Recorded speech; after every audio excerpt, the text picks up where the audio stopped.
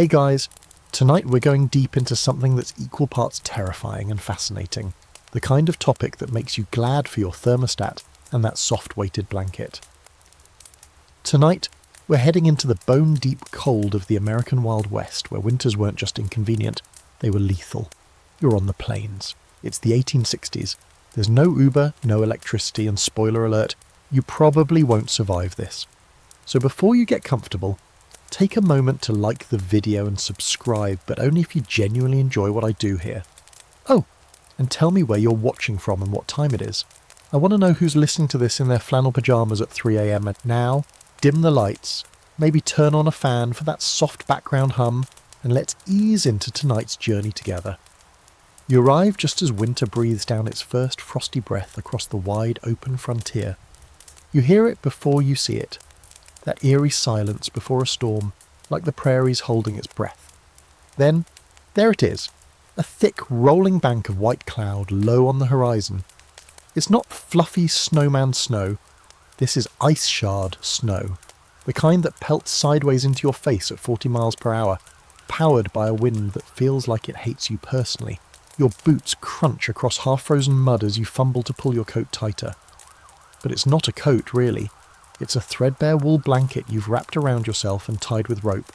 Your breath fogs in the air and freezes in your moustache if you've got one. Welcome to December in Wyoming territory. There's no official warning system, the sky doesn't blink orange alerts, but the old-timers, they read the way horses twitch, the way the wind changes direction, how fast the birds vanish. That's all the warning you get. You don't wait for the snow, you bolt for shelter if you have any. A lot of folks don't. Now picture this, you're in a homestead shack, if you're lucky. It's a crude rectangle of logs, or more primitively, a dugout burrowed into a hillside. The walls are packed with mud, maybe some straw. The doors are canvas flap nailed over a wooden frame. You pray it stays closed when the wind howls. Inside, it's darker than you'd like and colder than you'd expect. The single window, just a hole covered in oiled paper, is fogged up and rimmed with ice. The air smells like smoke and old sweat and whatever animal fat you've been burning for light. You huddle near the fire, assuming you've managed to get one going with the tiny pile of twigs and kindling you've been hoarding like treasure. Outside, snow falls so fast and thick it erases the horizon. You could step 5 feet away and lose all sense of direction. In towns, people have died just walking from their house to the barn, found later frozen mid-step. You hear it, even from inside, the wind. It moans, not metaphorically, it literally moans, like a trapped spirit dragging itself through the cracks of your cabin walls. This sound is with you for days. It gets into your dreams. And the temperature, try -30. Fahrenheit. That's without the wind chill. Here's a wild historical truth. In many places across the West, settlers recorded more deaths from cold exposure than from attacks or disease. Starvation came close, but cold was the real serial killer. Entire families huddled together under one buffalo hide, praying to see morning. And not everyone did. Your neighbours might be half a day's ride away, impossible in this weather. So if something goes wrong, say your roof caves in or someone gets frostbite so bad it turns black and necrotic, you're on your own. The nearest doctor might be 2 towns away, and even then he's probably snowed in too. That's the kind of winter isolation that makes even the most hardened cowboy feel like a child again. Meanwhile, your livestock, the same ones you rely on for milk, meat or warmth, are suffering too. Horses and cattle freeze standing up, their eyelashes coated in ice, their breath forming stalactites on the barn rafters. You bring the chickens inside, maybe even a goat or two. You don't have the luxury of hygiene right now. Body heat is currency. If that means sleeping nose to snout with a smelly old mule, so be it. Here's a strange but true fringe fact. Some settlers used to bank their homes with literal blocks of snow. They'd pack the outer walls with frozen drifts to act as insulation. That's right, snow to keep the cold out. Counterintuitive, but if you've ever heard of igloos, you know cold can trap warmth when you build smart. Still, the psychological toll, real. Modern psychologists now believe that frontier winters caused low-level seasonal depression across entire communities. What we'd now label as SAD, seasonal affective disorder. Only back then no one called it anything. They just got quiet, angry, numb, maybe a little too into their whiskey stash. Speaking of which, here's where we hit our first great scholarly debate. A lot of people believe alcohol was the ultimate winter cure-all back then. Settlers drank to warm up, to sleep, to forget the cold. But modern science says alcohol actually lowers your body temperature. It dilates blood vessels, making you feel warmer while you're slowly freezing. So was it survival or slow suicide with a side of storytelling? The truth's probably somewhere in the slushy middle. Your first Wild West winter isn't about thriving, it's about not dying. There's no such thing as comfortable, only less miserable. And if you make it to spring with all your fingers and toes still attached, you've officially levelled up.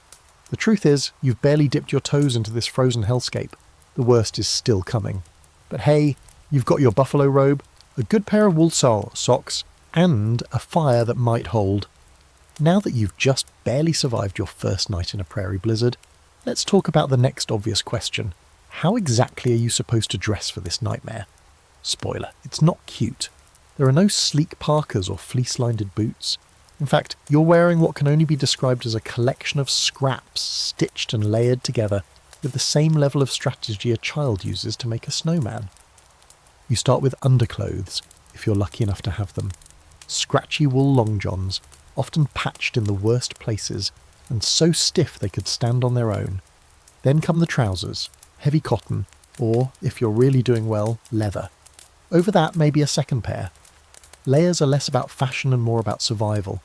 Every extra thread is a shield between your fragile body and the endless ice wind. Your shirt's made of flannel or muslin, worn thin from too many washes or no washes at all. A vest goes over that. Not because it's warm, but because that's where you keep your flint, pocket knife, and maybe a crust of jerky. Then you add a coat, if it can be called that. In the early days, coats were often just heavy wool blankets, pinned at the chest or sewn up at the sides. You might look like a lumpy walking tent, but at least you're warmish. And here's where things get interesting. Some people used paper as insulation. Yes, literal paper. Newspaper if you had it, or old ledgers and catalogue pages, stuffed between layers of clothing to trap body heat. It crinkles when you move, like you're gift wrapped, but desperate times call for absurd measures. Now for your feet. You'd think boots would do the trick, and sure, leather boots are a step up, pun fully intended.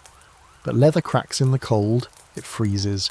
You might walk out in boots and come back in wooden clogs, so most folks stuffed them with whatever they could find, hay, cloth, even moss, keep toes from turning purple.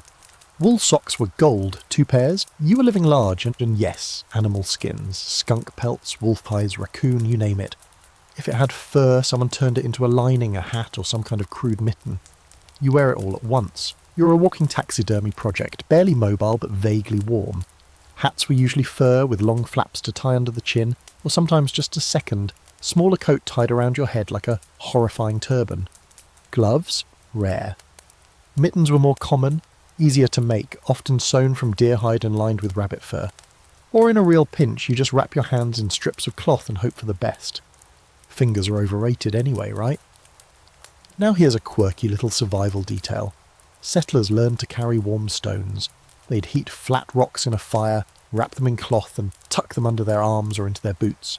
Travelling women sometimes placed them under their skirts while riding in wagons. Primitive, sure, but effective. Until the stones cooled, which they inevitably did in about 30 minutes. Children were bundled into what could only be described as cloth cocoons, swaddled in layer after layer, often with arms pinned like tiny burritos. This wasn't about mobility, it was about keeping the cold from sneaking in through their sleeves.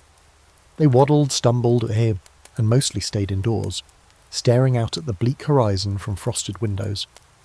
And that's where we hit another uncomfortable truth. You can do everything right with your outfit, layer like an onion, swaddle like a shepherd, and still end up freezing. Because when it's -40 and the wind's biting through your ribs, clothing becomes less about protection and more about bargaining. It buys you time, not safety. Some trappers developed incredibly precise layering systems. There's this oddball bit of trivia that French-Canadian voyageurs, those fur trade legends, used sashes made of wool to trap heat around the kidneys. They believed keeping the core warm was the key to staying alive. Frontier doctors later debated this, some claiming the head needed covering above all else. Others said keeping feet dry was paramount. Science was a little foggy back then. Most advice was passed around like campfire ghost stories. Still, these layers were often soaked, frozen, then thawed again. They stank, they were heavy, and in some cases, they could kill you. If you got wet and didn't change quickly enough, hypothermia would sneak in silently, disguising itself as sleepiness. Many people simply lay down for a minute in the snow and never got up. One more fun historical fact. The fur trade boom led to a strange style trend. Fringes on everything. Coats, trousers, gloves. While they looked cool, and cowboy cosplay still borrows the look, the fringes served a function. They helped rain and snow slide off more easily, keeping the garment drier and slightly warmer. Fashion meets survival, accidental genius. But here's where it gets extra spicy, the scholarly debate of the day. How much did European settlers learn from indigenous peoples when it came to winterwear? Some argue settlers copied everything from moccasins to layered furs, but wrote none of it down, claiming the ideas as their own. Others say most settlers were stubborn fools who ignored local wisdom and suffered for it. The truth? Probably both. Some listened, most didn't. And history has a pretty sharp memory when it comes to pride versus practicality. Now try walking half a mile in that get-up. You'll sweat, then freeze, then sweat again. You'll move like a quilted scarecrow exhausted from the sheer weight of your survival. But you'll make it. Maybe. And in this world, maybe is about as close to a guarantee as you're going to get. You've bundled yourself in every scrap of warmth you can find, animal pelts, wool layers, a crusty old coat that smells vaguely like wet dog, and now you're stepping into your home for the night. Or maybe cave is a better word. Because in this part of the Wild West, the closest thing to a winterproof structure is a sod house. Yep, dirt. You're basically living inside a glorified grass-covered mud brick. You duck through the low doorway. It's barely 5 feet tall, and you're careful not to knock the lintel loose. The roof might be one serious wind gust away from turning into a pile of kindling and disappointment. Inside, it's surprisingly cosy, in a please don't touch anything or it might collapse kind of way. The walls are thick, sod bricks stacked high, sometimes with layers of straw or newspaper jammed into the cracks to block drafts. If you squint hard enough, you can still see little root tendrils poking out of the ceiling. Earth is literally hanging over your head. Sod houses, or soddies, became the go-to option for homesteaders settling on the vast treeless plains. You couldn't exactly chop down a forest when the nearest tree was 20 miles away, so you dug, sliced the earth into chunks with spades and spud bars, then stacked them like heavy muddy Legos. The result? Building material that was cheap, plentiful, and had decent insulation. Not great, but enough to keep your water from freezing solid on most nights. Still, let's not romanticize it. These homes were damp. They leaked. Mice and insects lived in the walls, sometimes snakes too. You'd hear scratching in the night and hope it wasn't something with fangs and a grudge. When it rained, or snowed and then melted, you had buckets catching drips in every corner. You learned quickly to keep your bedding dry by sheer force of will and a lot of wishful thinking. Your fire's the heart of the room. Not in a poetic way, it's literally the only source of warmth. It sits in a pit in the middle of the floor, or if you're high-end inside a cast-iron stove. The smoke curls up through a hole in the roof which you lovingly refer to as the chimney, even though it's basically a gap in the mud with some sticks holding back the worst of the weather. If the wind shifts, the smoke blows straight back into the house. You cough through dinner and smell like a campfire for the next 3 days. Speaking of dinner, your cooking setup is minimal. A skillet, a battered pot, maybe a tin coffee can. You cook everything in one container, and the smoke flavours it whether you like it or not. Tonight, it's beans with a hunk of salt pork. Again, always salt pork. It doesn't freeze, spoil, or taste particularly good. But you'll eat it until your dreams smell like brine. Lighting's another battle. Maybe you have a lantern fueled with precious kerosene, or you're still stuck with candles made from tallow, aka animal fat here. They burn fast and low, flickering shadows across the dirt walls. The air inside stays heavy and greasy. You try to avoid breathing too deeply, not just because of the smoke, but because you're sharing this air with 6 other people and a goat. Now here's your quirky, slightly revolting historical fact. Settlers often sealed their homes using a mixture called chinking, a paste made from mud, straw, and sometimes animal dung. Yep, that's right, poo walls. Not ideal for modern sensibilities, but surprisingly effective at plugging cold air leaks. Some folks even claimed the smell added to the ambience. Those folks were either lying or had permanently damaged noses. What about beds? You think you're heading to a cosy mattress with flannel sheets? Try a wooden frame stuffed with dried grass, straw or corn husks. Lumpy, scratchy, occasionally home to things that wriggle. You throw your buffalo robe over the top and call it comfort. One bed might sleep an entire family, pressed together like sardines in a can. It's not just about affection, it's strategic heat conservation. Body heat was the real MVP of frontier life. Now, despite the house being built into the earth and surrounded by snow, you'll be amazed to wake up and find a layer of frost inside the walls, sometimes on your bedding, sometimes on your face. You breathe through a scarf or risk waking up with your nose glued shut. Windows, if you have them, are just holes covered in waxed cloth or greased paper. They let in a ghost of light and a generous helping of wind. And while the sod house had its charms, many settlers tried other shelter strategies that sound even more desperate. Dugouts were literal holes in the side of hills, covered with logs and earth. In some of the flattest regions, where not even a decent hill existed, people buried their shelters partially underground to trap the earth's warmth. It worked, kind of, but moisture was a constant companion. You were never dry, you just learnt to tolerate a permanent layer of dampness in your socks and soul. Here's a hot debate from the historians. Were these sod homes truly superior to log cabins? Some argue yes, they insulated better, especially during bitter prairie winters. Others say the maintenance and health hazards, looking at you, rat infestations, outweighed the benefits. Modern tests with thermal cameras suggest sod might have had the edge, but who's taking thermal images of 1800s dirt piles? Either way, it was what people had, and they made it work. You lie down at the end of the night, curled under every blanket and hide you own. The fire's dying down, crackling softly in the corner. Wind whistles through a crack near the door, and you can hear a coyote howl way off in the hills. It's not peaceful, but it's the best you've got.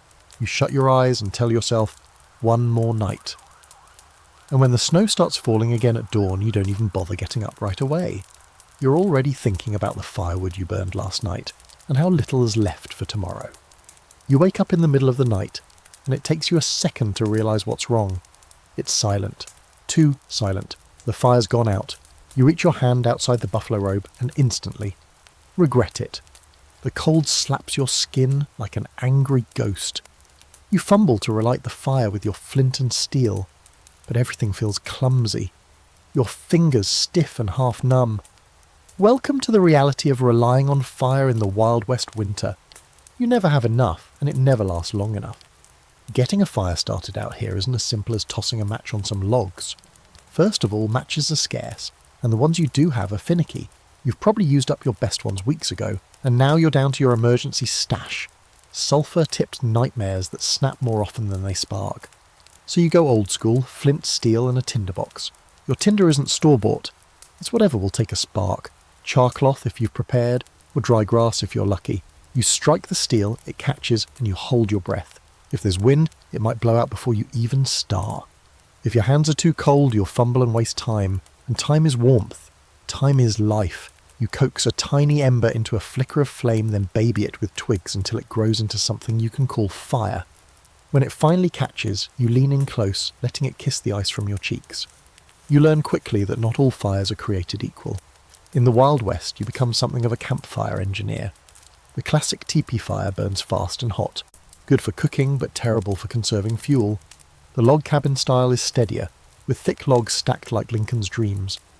Then there's the Dakota fire hole, which feels downright revolutionary once you've figured it out. You dig 2 holes side by side, one for fire, one for air flow, and cover it carefully. It's smokeless, efficient, and genius for avoiding attention, whether from outlaws or just jealous neighbours. Speaking of fuel, don't even dream of big crackling logs unless you live near trees, and good luck with that on the plains. Out there, your options are limited, and increasingly weird. You burn whatever's available. Sagebrush, twisted scrub oak, fence posts you swore you weren't going to touch. And when that runs out, you move on to cow chips. Yep, dried out discs of livestock poop, and there's an art to it. Cow chips need to be bone dry. If they are still holding moisture, they'll smoulder and stink worse than a burning outhouse. But when fully cured by sun and wind, they burn surprisingly well. Kids would go out on chip gathering missions, loading up baskets of the stuff like it was treasure. And it kind of was. Out there, dried dung meant warmth, meals, and survival. Here's a quirky truth.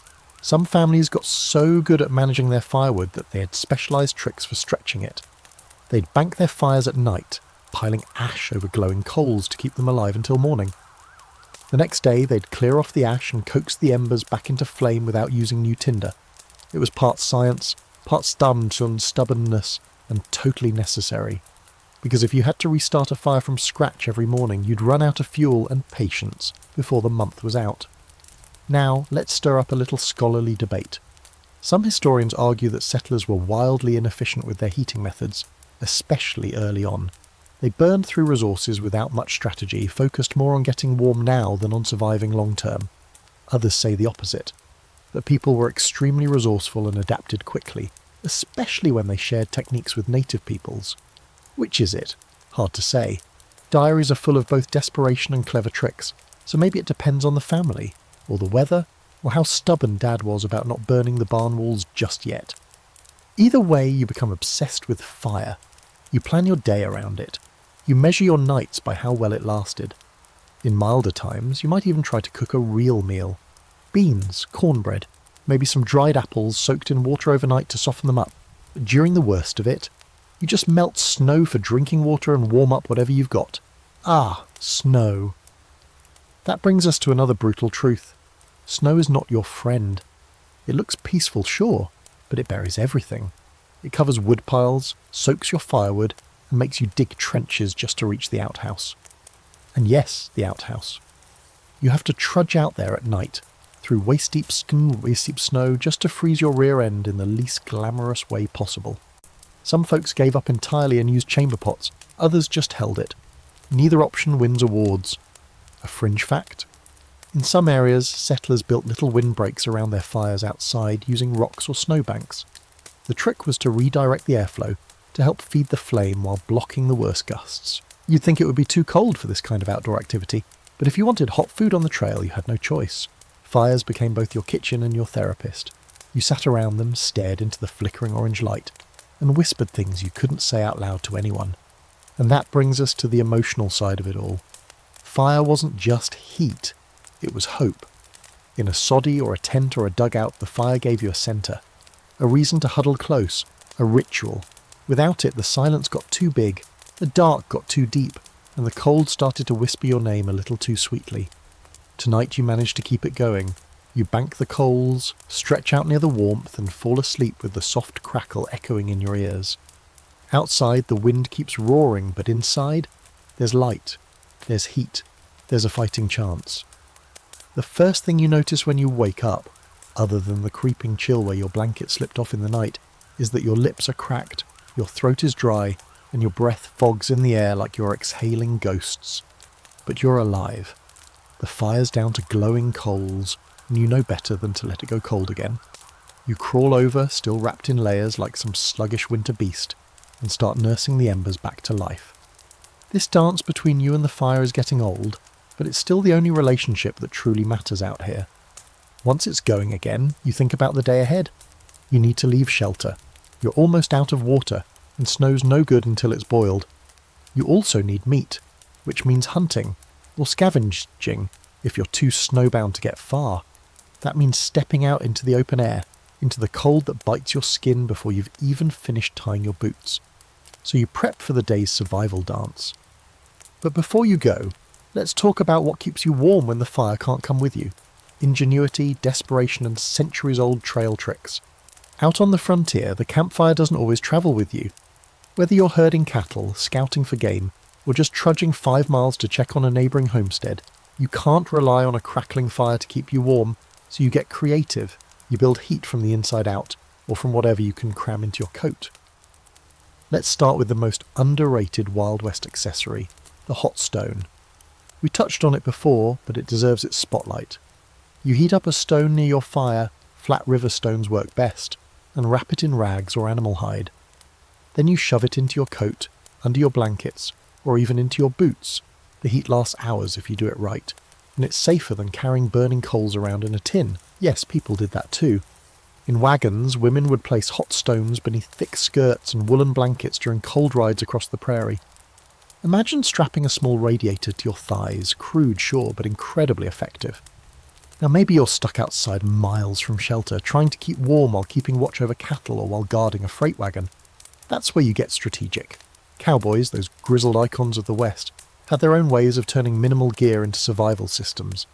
They'd sleep with their saddle as a windbreak, use their heavy canvas duster coats like a mobile tent, and always kept matches sealed in wax or stuffed in waterproof pouches sewn inside their hats. Their bedrolls weren't just blankets, they were heat traps, often layered with oilskin to block out the wet and wind. You lie down for the night on the frozen ground with your saddle under your head, your rifle across your chest, and your boots still on. Taking them off could mean waking up unable to get them back on, frozen solid. You wrap your coat tight and hope to dream of warm saloons, and maybe, if you're lucky, someone who knows how to cook something other than beans. Here's a fringe little nugget for you. Some cowboys swore by bear grease as an insulator. Yep, smeared it right on the skin, not just to block wind, but also to trap body heat. It worked kind of like modern petroleum jelly, but far smellier, and let's be honest, way more disturbing. But when it's that or frostbite, suddenly you're not so picky. You lather up and thank the unlucky bear. Some folks carried bricks, yep, literal clay bricks, that they'd heat up and use the same way they use stones. Others insulated their boots with a newspaper or even bark. Old saddle blankets were cut up and wrapped around limbs like primitive thermal bandages. It was less about what the item was and more about what it could become when the mercury plunged. Frontier survival was like a permanent episode of Cold Weather MacGyver. You also learn the importance of body placement. When travelling in a group, people would sleep curled together, back to back, side to side, in what you might call the human burrito formation. Modesty went out the window somewhere around the third frostbite scare. Warmth was warmth, whether it came from a brother, a stranger, or the family mule. Spooning was less romantic, more biological imperative. Now let's circle back to the humble campfire. When you can build one out on the trail, it's not always the roaring bonfire you'd hope for. You learn to build small, strategic fires that conserve fuel and stay hidden from wind and unwanted attention. Some travellers built reflective rock walls behind their fires, bouncing heat back toward them rather than letting it float uselessly into the cold night air. Others dug shallow fire pits and sat close, wrapping blankets around their shoulders and knees like cloaks of survival. And then there's the tea. Everyone had a winter tea. Some mix of herbs, pine needles, or whatever passable plant life they could steep in hot water. Not for taste, but for warmth. Some were brewed from juniper berries or wild mint. Others just added a splash of whiskey and called it health tonic. Was it effective? Maybe not. But holding a warm tin cup in your hands, feeling the steam rise to your face, that alone could reset your will to survive. Now for a heated historical argument. Did the myth of the rugged cowboy downplay how desperately these men relied on their environment, and often on indigenous wisdom, to survive the cold? Some historians think our image of lone rangers toughing it out ignores how often they copied, borrowed, or outright stole survival tactics from native tribes. Others argue that while inspiration existed, cowboys adapted things into unique systems of their own. The truth's messy, of course. Cultures collided, and when the snow hit, nobody cared who thought of it first.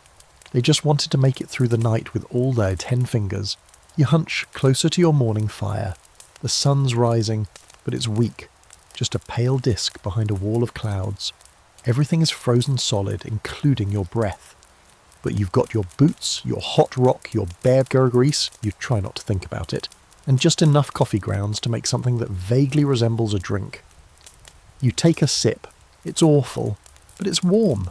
You haven't known true humility until you've slept with a goat, or a chicken, or, on the coldest nights, a full-grown pig snoring softly beside you like a hairy furnace.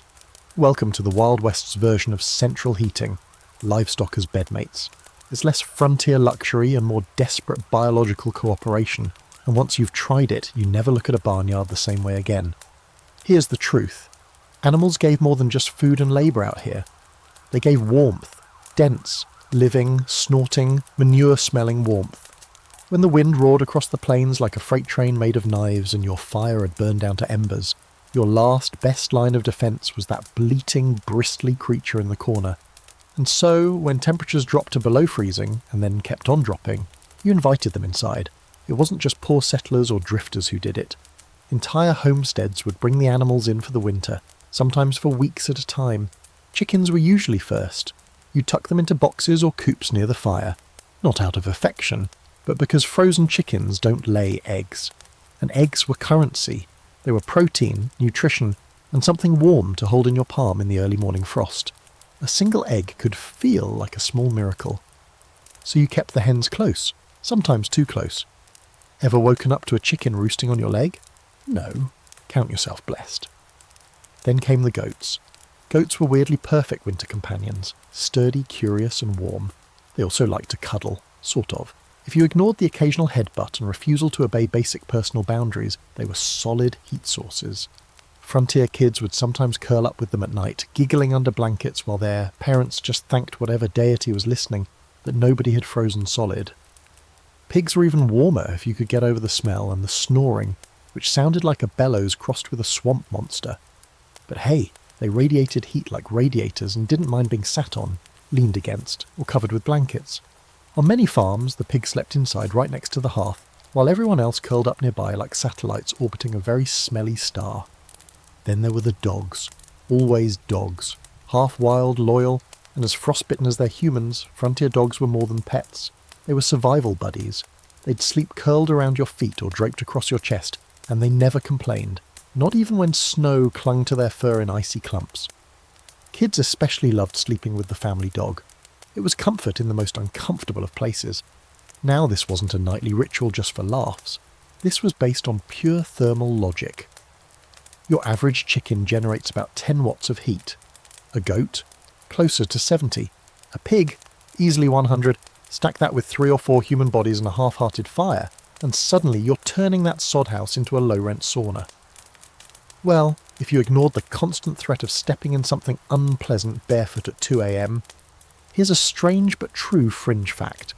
There are recorded instances of people sharing blankets with their livestock, especially calves. A sickly calf meant lost meat and lost money, so ailing animals were brought into the home and literally nursed under quilts with the family. It wasn't glamorous, but when your survival depended on that cow making it through the winter, you tucked her in right next to the kids. Of course, bringing animals indoors had its own risks, disease for one. Hygiene took a back seat to body heat, but that doesn't mean folks didn't notice the stink, or the fleas, or worse. Horses were almost never brought inside unless it was a matter of absolute emergency, and even then it meant a major rearrangement of living space. You didn't want a 2-ton animal panicking inside a one-room shack, but cattle in the shed just off the main room? That was practically normal. Here's a point of historical debate. Some frontier diaries describe animal sharing as a quirky but rare practice, while others insist it was standard in harsher regions like Montana, Dakota Territory, and the remote parts of Colorado. The truth likely lies in the weather. If it hit below zero and stayed there for weeks, nobody cared what was normal. They cared what was alive by morning. There's another layer to this strange domestic arrangement, psychological comfort. The animals weren't just warm, they were grounding. In the endless silent nights when the wind howled and snow piled up outside the door like the edge of the world, the low sounds of familiar beasts gave people something to focus on, something breathing, something alive, and that mattered. You might laugh now at the thought of a hardened cowboy spooning a goat for warmth, but imagine it's your third night with no firewood, your boots are stiff with frost and your breath keeps catching in your throat. That goat starts looking a lot like a hero in fur. You pull her closer, wrap the blanket tighter, and let the world freeze as long as your patch of it stays just warm enough. And that leads us to one final image. A sod house at midnight, lit by the dull glow of coals, filled with sleeping people and softly breathing animals.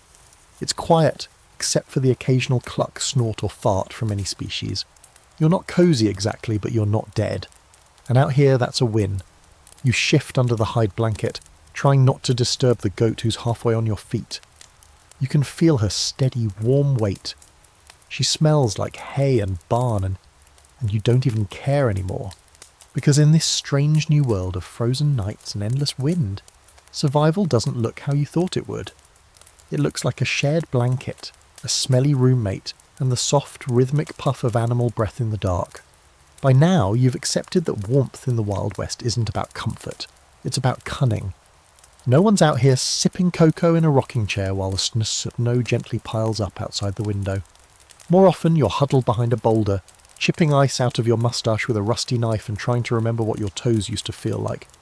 And if there's any group of people who knew how to wrestle with winter and sort of win, it was the Cowboys. Let's get this straight. Cowboys weren't just summer trail riders in dusty hats. They worked all year.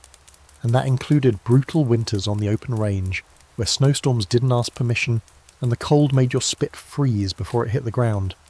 Wrangling cattle when the temperature dropped meant long days and even longer nights, often with nothing between you and the elements but a bandana and a lot of misplaced confidence. So how did these guys survive out there? First off, layering. Cowboys weren't dumb, they knew what froze and what didn't. Under everything they wore long johns, wool if they could get it, cotton if they couldn't. Then came canvas trousers or leather chaps, which weren't just fashion statements.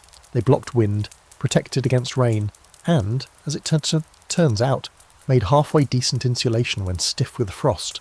Over that, wool shirts, heavy vests, maybe a duster coat, long oil-treated canvas that worked like a wearable tarp. It repelled water, blocked wind, and looked pretty epic when it flapped dramatically behind you on horseback. Boots were essential but flawed. Traditional cowboy boots with their pointed toes and smooth soles weren't designed for icy terrain. Riders dealt with this by stuffing socks into boots, wrapping them in sacking or burlap, or even sliding them inside larger Arctic overshoes when they could get them. For those on tighter budgets, i.e. most of them, they wrapped feet in gunny sacks or old saddle blankets. It wasn't comfortable, but you could still ride, still walk, and most importantly, still feel your toes when you finally stopped for the night. Now, the bandana. That's not just for looking cool or robbing trains. In winter, a cowboy would soak it, freeze it stiff, then wrap it around his face. Why? The frozen cloth created a barrier against the wind, and as your breath warmed it up, it created a crude little heating chamber. Was it comfortable? Not even a little. But it worked, sort of. And then there was the bedroll. Oh, the bedroll. A cowboy's sleeping bag before sleeping bags were a thing. It was usually a canvas tarp wrapped around several wool blankets, often treated with oil to repel moisture. At night, you'd find a relatively flat patch of ground, preferably shielded from the wind, and roll yourself up like a particularly unlucky burrito. You kept your boots on, your hat pulled low, and your pistol close because you never knew what the night would bring, frost, coyotes, or worse, rustlers with nothing better to do than freeze you out of your cattle. Here's a weird historical tidbit. Some cowboys tucked heated irons, or even small coals wrapped in cloth into their bedrolls to add heat. This was risky. Too hot and it could burn through your blankets, or you, but with the right touch it created a hotspot of bliss that could last a couple hours. People learned to sleep with one eye open and one hand on the edge of the roll in case of accidental combustion. It was like bedtime roulette. Cowboys didn't always have fires. Sometimes wood was scarce or snow buried everything. In those cases you learned to dig a shallow pit, bury your fire low, and huddle around it with a pot of coffee and 6 other half-frozen men. Or you just didn't bother with fire at all and slept in shifts. One guy walking in circles while the others tried to catch a little shut-eye before frostbite tapped them on the shoulder. One of the more controversial survival tactics among trail crews? Using cattle for warmth. Not eating them, at least not yet, but sleeping beside them. Cattle gave off heat, and in dire situations men would lie down among the herd pressed between massive warm bodies like a weird, snorting, mooing blanket. Of course, the risk was getting stepped on or rolled over by a shifting animal, but desperate times, as they say. Trail bosses often had rules about this kind of thing. No sleeping too close to the herd, don't scare the animals, and whatever you do, don't snore too loud. You might spook the whole bunch and trigger a stampede in the middle of the night, and you haven't known chaos until you've tried to run from 1,000 panicked cows in knee-deep snow at 2 a.m. Let's touch on a debate that still divides Wild West buffs. How prepared were cowboys, really? Were they seasoned survivalists who knew every winter trick in the book? Or were they young men tossed into freezing chaos with little more than a hat and hope? The answer's probably both. Some had years of trail wisdom passed down through camps and cattle drives. Others were fresh off the train from St. Louis and didn't realise you shouldn't touch metal with bare hands in sub-zero weather until they left part of their skin on the stirrups. And then there were the real outliers, the cowboys who turned winter survival into an art. They'd build makeshift lean-tos from brush, line the inside with blankets and saddlecloth, and angle it just right to catch warmth from a nearby fire. They'd dig snow trenches to block wind or pack down a bed of pine needles for extra insulation. They figured out which side of the hill kept the wind off their backs, and they passed those secrets around the fire over coffee so strong it could knock a squirrel off a fence post. By morning, if you were lucky, your breath didn't freeze inside your moustache, and your boots hadn't turned into ice sculptures. You'd groan your way out of the bedroll, stretch your frozen limbs, and poke at the fire while the sky turned pink with dawn. Another night survived, another story to grunt about around the next fire. And sure, your hat might be crusted with frost, your socks stiff as rawhide, and your legs barely cooperating, but you were still upright. And out here, that counts as a win. So picture this. You've done everything right, or as right as a sleep-deprived frontier survivor can manage. You've layered up in scratchy wool, snuggled with livestock, even managed to sleep on a bed of pine needles without waking up covered in ants. And still, the moment your stomach growls, it hits you. You can't just warm your body, you have to feed it too. Because out here, if your belly's empty, your fire might as well be out. Calories are your furnace. Fat is your best friend. And survival? Well, it tastes like salt pork. That's right. The unsung hero of Western winter cuisine. A slab of pork so salted and cured it could probably throw into a nuclear blast. It's greasy, chewy, often suspiciously grey. But it doesn't freeze solid, it lasts forever. And it delivers the one thing your body needs more than anything else when it's 10 below. Raw, unfiltered energy. And you eat it fried, boiled. Or, when you're too cold to care, right off the knife. Pair it with beans, and you've got yourself the meal of choice for thousands of cowboys, homesteaders, and snow-trapped families across the West. It's not glamorous, but it sticks to your ribs and greases your internal engine, keeping you warm from the inside out. Now, there's a bit of a dark truth here. Food scarcity in winter wasn't rare. It was the norm. Hunting got harder. Foraging? Forget it. The ground's frozen, the animals are gone, and unless you laid up stores in the fall like a prepper squirrel, you're now staring at the back of the cupboard like it might magically grow potatoes. That's why people relied so heavily on preserved foods. Salt pork, beans, hardtack, dried apples, cornmeal, lard, and, if you were lucky, molasses or coffee. You might even have some jerky, though most of it was so tough you had to soak it in boiling water for half a day just to bite into it. Still, these were the staples that kept families going through storms and whiteouts that lasted for days. They were survival food, not designed for taste, just designed to keep your heart pumping. But let's talk about fat. That was the holy grail. If you had a tub of lard, you were rich in winter terms. You could fry in it, bake with it, smear it on toast, or eat it straight with a spoon. Don't wince, people actually did. It was calorie-dense, easy to store, and offered a slow burn of energy that your body craved when temperatures dropped and you were using half your strength just to walk through snow. And here's a quirky fringe fact for you. In some remote camps, people used bear grease or even rendered beaver fat as cooking oil, skin moisturiser, and weatherproofing balm. One jar, endless uses. It smelled awful, but if it got the biscuits golden and your face uncracked, you learned to stop asking questions. Out on the range, cowboys carried their own version of a pantry in their saddlebags. Coffee grounds in a tin, a strip of jerky in wax paper, maybe a chunk of molasses or raw sugar if they could afford it. They boiled snow for water and cooked over tiny fires, balancing pans on rocks or sticks like a makeshift food altar. Meal prep was less about cooking and more about alchemy, turning whatever you had into something that wouldn't kill you. If it warmed you up, didn't break your teeth, you called it good. Then there's the infamous Cowboy coffee. Brewed by boiling coarse grounds in a pot of snowmelt, it was strong enough to melt a horseshoe and tasted like regret. You didn't strain it. You just poured and hoped the ground settled to the bottom. Drinking it was like sipping from a muddy river that occasionally kicked you in the chest. But in the cold, that jolt of bitter heat was better than a warm blanket. Families in sod houses and cabins had to be even more creative. They made stews from dried vegetables, thickened with flour or cornmeal. They rendered every bit of animal fat they had. Even bones were used for broth, boiled until soft enough to chew or until the water took on a whisper of flavour. Root cellars, if you had one, became gold mines. A couple of shriveled onions and a forgotten sack of potatoes could stretch out into 3 meals if you rationed wisely. Of course, rationing came with its own nightmare. Hunger, real, gnawing, bone-deep hunger that didn't just poke at you. It took up residence. Kids especially felt it. During harsh winters, parents skipped meals so their children could eat. Frontier mothers stretched soup with snow, seasoned meat with ashes, and lied about how full they were. You got used to going to bed hungry, you dreamed of pies and roast beef and hot bread, and woke up chewing on the edge of your blanket. Now here's a scholarly question that keeps coming up. Did settlers suffer more from starvation or malnutrition? The answer's complicated. People didn't always die from lack of food, they died from lack of the right food. Scurvy made an appearance when fresh produce ran out. Rickets showed up in kids deprived of sunlight and nutrients.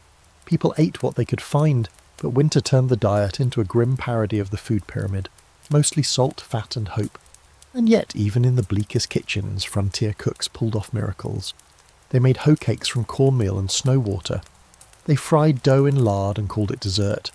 They rehydrated dried apples for Christmas hut pies, even if the crust was made from crushed crackers and desperation. People found a way. They had to. So tonight, as you sit by the fire with a pan of something vaguely edible bubbling on a stick, you take a bite of salt pork and try to pretend it's bacon.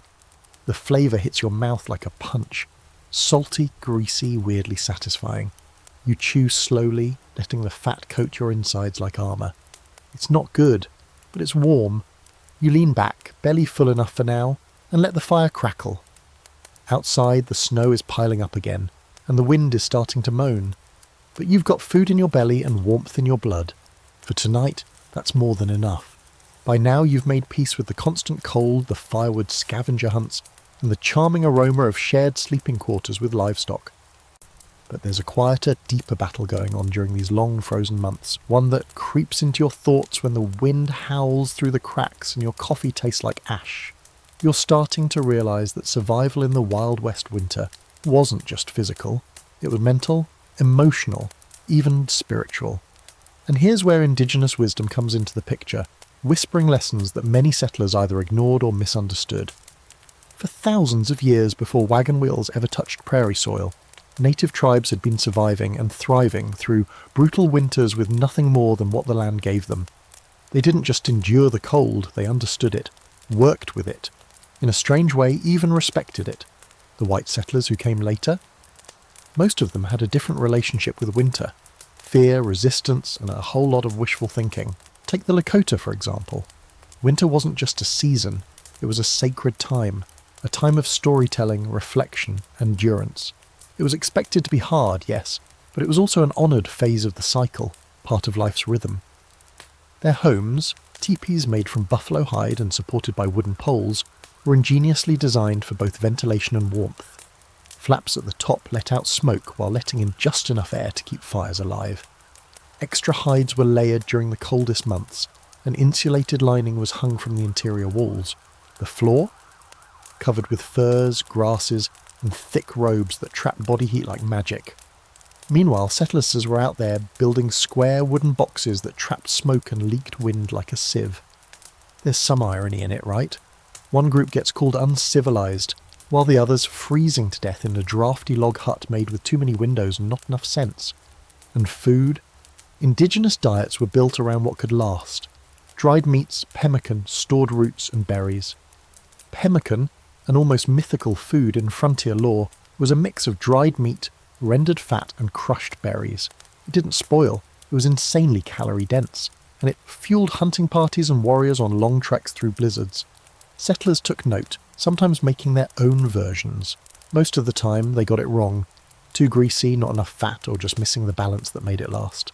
Still, the fact that they tried says something. But here's where things get a little murky. While some settlers embraced indigenous techniques, sleeping in furs, insulating cabins with snow, crafting snowshoes out of bent branches and rawhide, many didn't. Pride, prejudice, or just plain ignorance led plenty of people to ignore the centuries of local expertise that could have saved their lives. There's this persistent debate among historians. Would more settlers have survived the winter if they'd listened to the people who'd already mastered it? The answer seems obvious, and yet old habits die hard, even when it's 20 below and your fingers are turning purple. One particularly eerie contrast was in how each culture approached winter emotionally. While settlers fought to keep normal life going, ploughing through snow to get to Sunday services, or pushing children outside for chores, many native tribes leaned into the slowness of the season. They used it as downtime for stories, music, rest. There wasn't shame in stillness. It was expected. Out there in the open plains, some families would spend days barely leaving their shelters, wrapped in thick robes, listening to elders recount the legends of the earth, the animals, the sky. In that way, winter became a communal hearth of memory and identity. Settlers, by contrast, often fell into something we'd now call winter depression. But back then they didn't have a name for it. They just knew tempers ran short, arguments got louder, and the silence felt heavier. You can almost picture a sod house in January, where a father stares at a dying fire, the mother mends socks with trembling hands, and the kids silently count the days since they saw the sun. Nobody's talking because there's nothing left to say. And meanwhile, in a lodge across the prairie, a grandmother is singing a story to children curled under a buffalo robe, and the snow outside just becomes part of the rhythm. Now, don't get the wrong idea. Native life wasn't immune to suffering. They faced the same cold, the same scarcity. But their survival techniques were honed by time, tested across centuries. Their shelters were mobile when they needed to move. Their clothes, made from tanned hides and softened with marrow and smoke, outperformed almost anything settlers brought from the east. And most importantly, they didn't try to fight winter. They adapted to it. Here's a quirky fact that often gets glossed over. Some tribes used heated stones not just for warmth but for steam. They'd create temporary sweat lodges in winter, a form of cleansing and warmth combined. These lodges, packed with heated rocks and sealed with blankets or hides, created steam so thick it wrapped around you like the womb. A spiritual sauna in the middle of a frozen wasteland.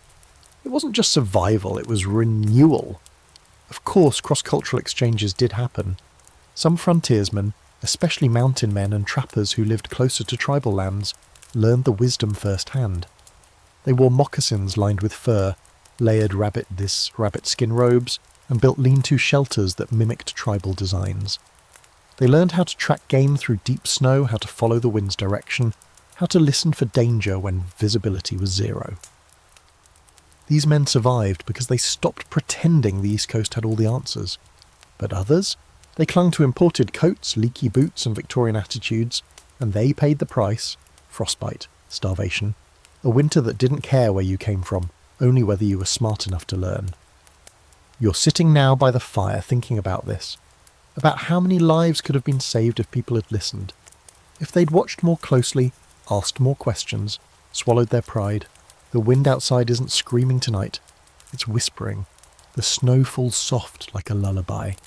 You wrap your blanket tighter, not just against the cold, but against that deep human habit of thinking we always know better. Because out here, winter doesn't play favourites.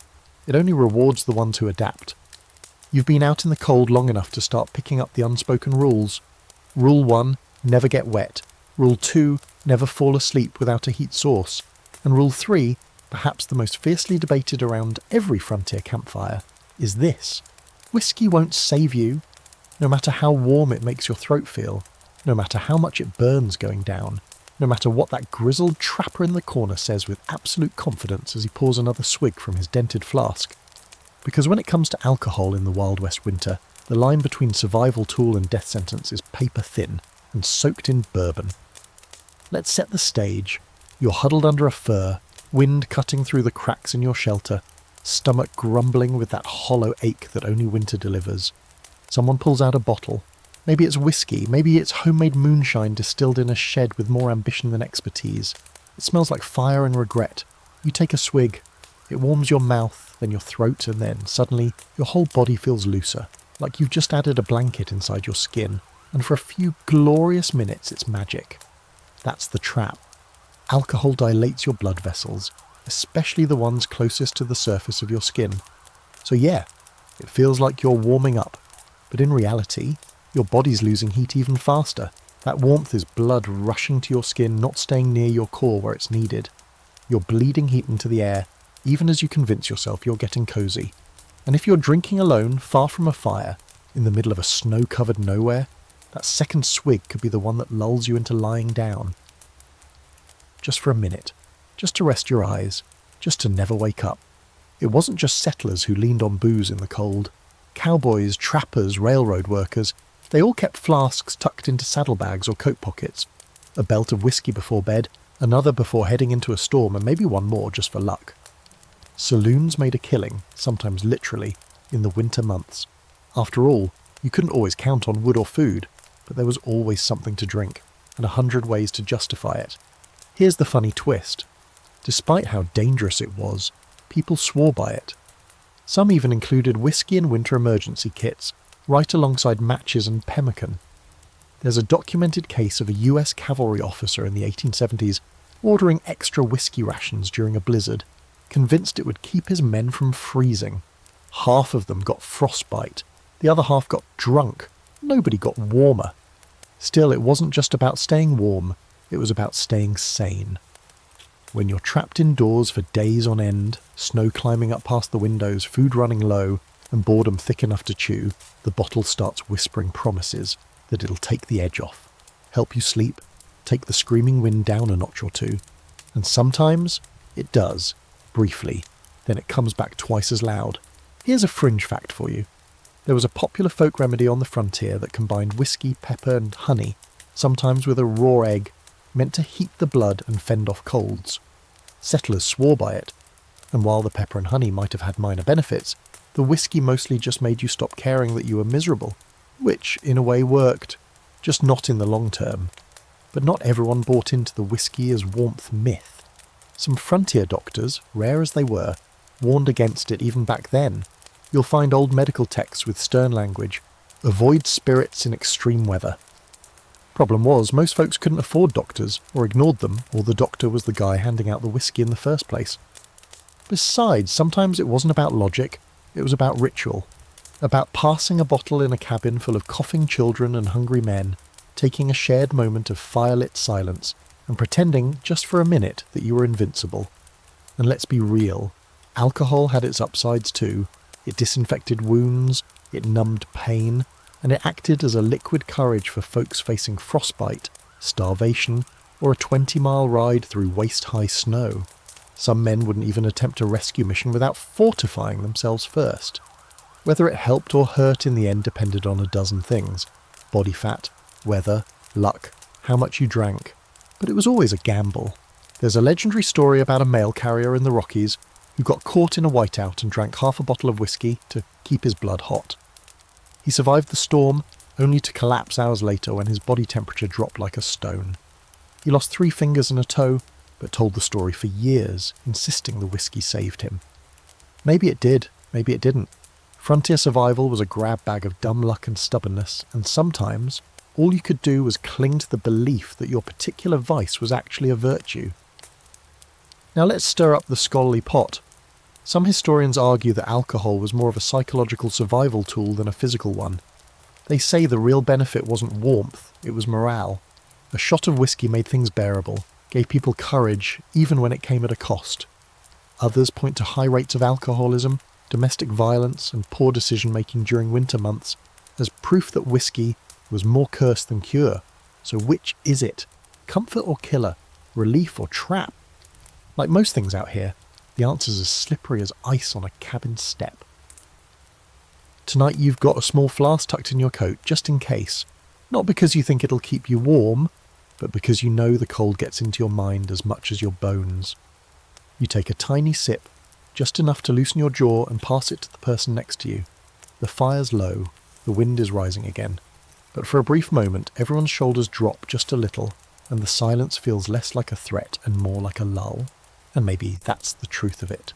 Whiskey doesn't save you from the cold, but out here, sometimes it saves you from the silence. It always starts the same way. You wake up and step outside to relieve yourself, or maybe you're just checking the sky, hoping it won't dump another foot of snow. You push open the door and brace yourself for the cold, but something's different. It smells like smoke and something worse. It takes a second to register. Then your heart sinks. The firewood pile is empty. You're out. Worse than out. There's nothing even frozen left to chop. You used the last stick during the night to keep the stove going, and now the ashes are cold. This is the moment when you cross an invisible line. The moment when winter shifts from uncomfortable to dangerous.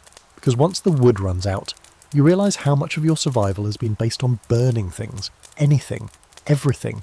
And now you're staring at a stove that might as well be a fancy iron box. You go back inside and look around like maybe a magical plank will appear. It doesn't. So you start making the mental list. The broken chair, burned it last week. The broom handle, gone. You're down to the structural parts of the cabin, and you're eyeing them in a way that makes your house very nervous.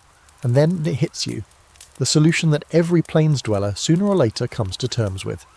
Dung, dried, compacted, earthy-smelling animal droppings, cow chips, buffalo chips, whatever you want to call them, they're now your best friends, or at least your new roommates. You never thought you'd be excited to collect poop, but here you are, grabbing a basket and heading out into the snow, scanning the frozen landscape for brown, flat relics of better seasons. In spring and summer, collecting cow chips was a chore for the kids, who'd roam the fields like Easter egg hunters. Now, it's you, half frozen and fully desperate, muttering to yourself about fuel as you chip away at a frozen puck of manure with your boot heel. It takes some trial and error to get it right. Not all dung burns equally. It needs to be dry, bone dry. Anything wet or damp just smoulders and stinks and smokes up the entire cabin without offering much heat. But the good stuff? The dried, compact discs that crumble at the edges and weigh almost nothing? That stuff burns like gold. Slow, steady, surprisingly hot. Smells a little earthy, sure, but it's heat. And in winter, smell becomes a distant second to staying alive. There's a quirky fringe fact here. Settlers on the plains even had contests. Yes, actual contests. For who could collect the most cow chips in a day. They'd measure by bushel, and some women and children became known for their speed and efficiency, gathering enough fuel in one afternoon to heat a cabin for days. It was gross, it was vital, and apparently it was sport. Once you've brought the haul back home, you learn how to stack it just right in the stove or fireplace. You can't treat dung like firewood. It doesn't like to start easily, so you nurse it into flame with kindling and patience. It doesn't crackle, it hisses, and it produces a kind of heat that's less dramatic and more dependable. It won't roar to life, but it will keep your stew bubbling and your feet from freezing overnight. Some settlers even got strategic with mixing fuels. A bit of wood, a bit of dung, maybe a few chunks of coal if you had access. You usually didn't. The key was balance. You wanted something that would keep burning through the long night without needing constant feeding. Because every time you get up to stoke the fire, you're losing body heat and losing sleep. So if manure logs are what get you 8 straight hours without shivering, you make your peace with the smell. Speaking of coal, it was the dream fuel for many, but access was wildly inconsistent. If you lived near a railway or coal mine, you could sometimes get your hands on a few sacks. If not, you might go an entire winter without seeing a single lump. Settlers got inventive. Some made their own coal balls by mixing sawdust, mud and dried manure, then compressing them into tight little orbs. They didn't burn as hot as real coal, but they worked, and when it's below zero, that's all you need. Now here's where we dive into one of the more heated debates, pun fully intended, among historians. Were dung fires actually effective for long-term survival? Some claim yes, they were an essential and underappreciated heat source that allowed entire communities to survive treeless winters on the Great Plains. Others argue that while they helped, they were barely sufficient, and most homes still faced massive heat loss and dangerous exposure. The truth is probably both. The fires worked, but they weren't perfect. You had to be constantly vigilant, constantly tending, constantly choosing between warmth and whatever else you were supposed to be doing that day. And let's not forget about morale. Burning manure doesn't exactly scream cosy. The smell gets into your clothes, into your hair, into your food. Visitors comment on it. If you're lucky enough to have a visitor, that is. But when you're huddled with your family around the stove and you can still feel your fingers and toes, the scent becomes just another part of the atmosphere, like the smoke-stained ceiling or the frozen pot of beans slowly thawing next to the fire. Tonight you're sitting by that stove, cow chips stacked neatly nearby like the world's worst woodpile. You toss another in, hear it hiss, and feel a wave of heat rise toward your face. It's not glamorous, it's not even particularly sanitary, but it's saving your life, one dry puck at a time. The wind moans outside, the snow is relentless, but your little pile of, well, let's call it resourcefulness, is keeping the frost on the other side of the door. You lean back, stretch your feet out toward the firebox and inhale deeply through your mouth. It's not a good smell, but it's the smell of survival. You'd think that building a cabin with real logs, big, thick, knuckle-sized timbers, would give you a fighting chance against the cold.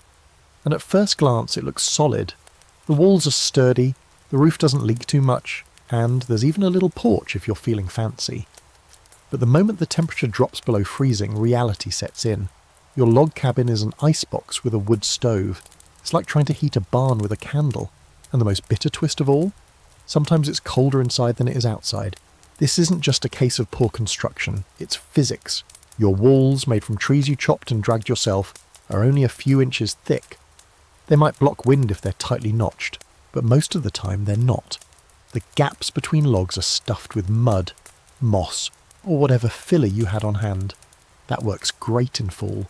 In winter, it cracks, shrinks, pulls away, and when the wind comes screaming across the prairie at 40 miles per hour, it snakes through those gaps like it's trying to move in permanently. You patch it again and again, a little cloth here, a strip of old petticoat there, but you never quite win.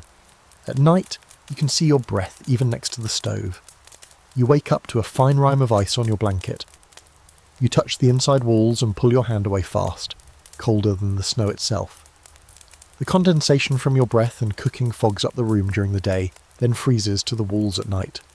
So now, congratulations, your cabin has its own internal weather system. This is where the stories start coming out, the ones you didn't believe at first. The one about the woman whose hair froze to the inside wall while she slept too close to it. Or the one about kids who made snowballs inside their homes, scooping ice crystals from the corners of the room. They sound like tall tales, but the deeper winter gets, the more they start to feel plausible. At some point you start rearranging your life to avoid touching the walls entirely. Beds are pulled toward the centre of the room, shelves bow under the weight of firewood you're trying to keep dry.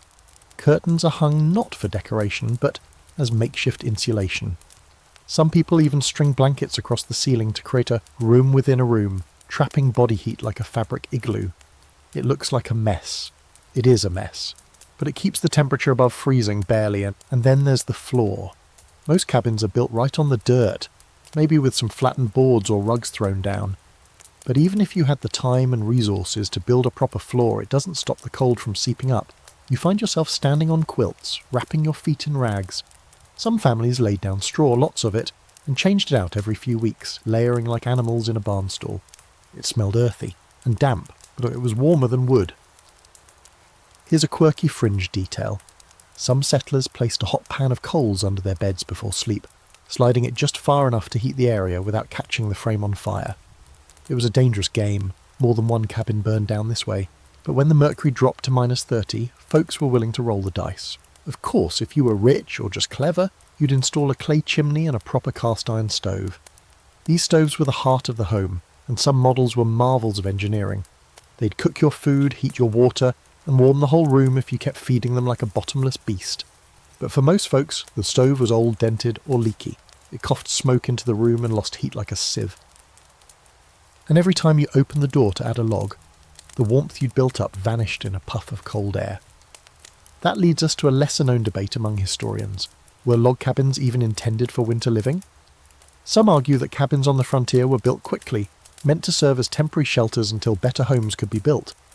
Others believe they were viewed as permanent structures, adapted as needed. What we do know is this. Most weren't insulated the way modern buildings are, not even close, and when a blizzard hit, all the charm of a hand-hewn log home melted away like snow on a warm stovetop. You do what you can, you sew quilts, you plug holes with mud and rags, you hang pelts on the walls to trap heat, you try not to go crazy listening to the wind whistle through the chinks. Some folks reported hearing voices in those drafts, low murmurs that seemed to say their name. Maybe it was the wind, maybe it was sleep deprivation, or maybe it was just how the cold messes with your brain after weeks of being cooped up with no sunlight and too many people in too small a space. Even so, these cabins held memories. They saw births, deaths, songs, fights, prayers, and quiet moments of resilience. Families huddled together on cold floors, passing time by playing checkers on homemade boards or telling stories handed down from someone else's frozen winter. And every creak of the walls, every gust of wind through the cracks, became part of the soundtrack of survival. Tonight you're sitting close to the stove again, socks drying on a line overhead, your boots thawing by the door. You hear the wind rattle the logs, feel a faint draft slide across your back. You wrap your coat tighter, an inch closer to the flame. The cabin groans like it's alive, protesting another night of bitter cold. But you've made it through another day. The fire's still burning, the roof's still holding. The walls may be coated in ice, but your heart is still warm. And that, you decide, is more than good enough. Your foot hurts. Not the dull ache of too much walking or the sting of a bad boot rub. It's deeper, colder. numb and burning at the same time. You pull off your sock to check and your stomach does a slow turn somewhere. Your big toe is a sickly shade of greyish white, like a candle left out in a snowdrift. The tip feels stiff, hard even. You poke it just to be sure. Nothing. No pain, no response. That's when you know frostbite. You've entered the unlucky club that many frontiersmen and women joined at least once. Out here, where temperatures plunge and clothing is never quite enough, frostbite isn't rare. It's expected. Fingers, toes, noses and ears are the first to go. Not go exactly, but they lose feeling, turn colours, die a little. And if you're not quick about it, those body parts can literally fall off. There's no frontier clinic waiting with heated blankets and IV drips. There's no ER. No emergency ride to a burn unit. It's just you, your toe, and maybe an old uncle who once saw a man lose 3 fingers and swears he knows what to do. Spoiler, he probably doesn't. The early signs are sneaky. Numbness is common in winter. You stop noticing your hands after a few minutes outside. But when the feeling doesn't come back, when the skin turns waxy, pale, and then slowly darkens like spoiled fruit, that's when you know it's serious. You don't want to touch it, but you have to. You don't want to know how far it's gone, but you kind of already do. Here's a historical fact with teeth. Frontier medicine had few options when it came to frostbite. Some folks tried soaking the affected area in lukewarm water, which sometimes helped. Others rubbed it with snow, a truly terrible idea that somehow stuck around far too long. Still others took the rub it with kerosene or whiskey approach. Again, not ideal. Sometimes they just wrapped it up and hoped for the best, and often the best wasn't very good. If the skin turned black, that meant tissue death. And when tissue died, infection usually followed. Gangrene crept in silently, a green-black monster under the skin. If you were lucky, the frostbitten part shriveled and fell off on its own. If you weren't lucky, the infection spread, and someone had to cut it off before it reached the bone and kept climbing. Enter the grim, shivering reality of frontier amputation. No sterile operating rooms out here. If your toe, or foot or hand had to come off, it happened in the kitchen, or the barn. Someone boiled a blade, poured whiskey on it, gave you a leather strap to bite, and went to work. If there was time, they'd give you a few shots first. If not, you screamed, passed out, and hoped to wake up. The tools were whatever you had on hand. A hunting knife, a hacksaw, a chisel. One recorded case from Nebraska's territory described a man whose foot was amputated using a handsaw and a hammer. Another involved a sharpened axe and a wood stump. These weren't clean surgeries. They were desperate acts of survival, followed by long, feverish nights and a coin flip chance of infection. It wasn't just men who suffered. Women working outside to haul water or tend to animals often came back with frostbitten fingers. Children lost ears and noses from playing too long in the snow without scarves. One grim story tells of a boy who clung to the iron handle of a frozen well pump and had to have 3 fingers cut off when they tore away. He survived, but his hands never worked quite right again. The real tragedy is how preventable it often was. Indigenous tribes, for instance, rarely suffered frostbite. They knew how to cover their extremities properly, how to keep dry, how to recognise danger early and act fast.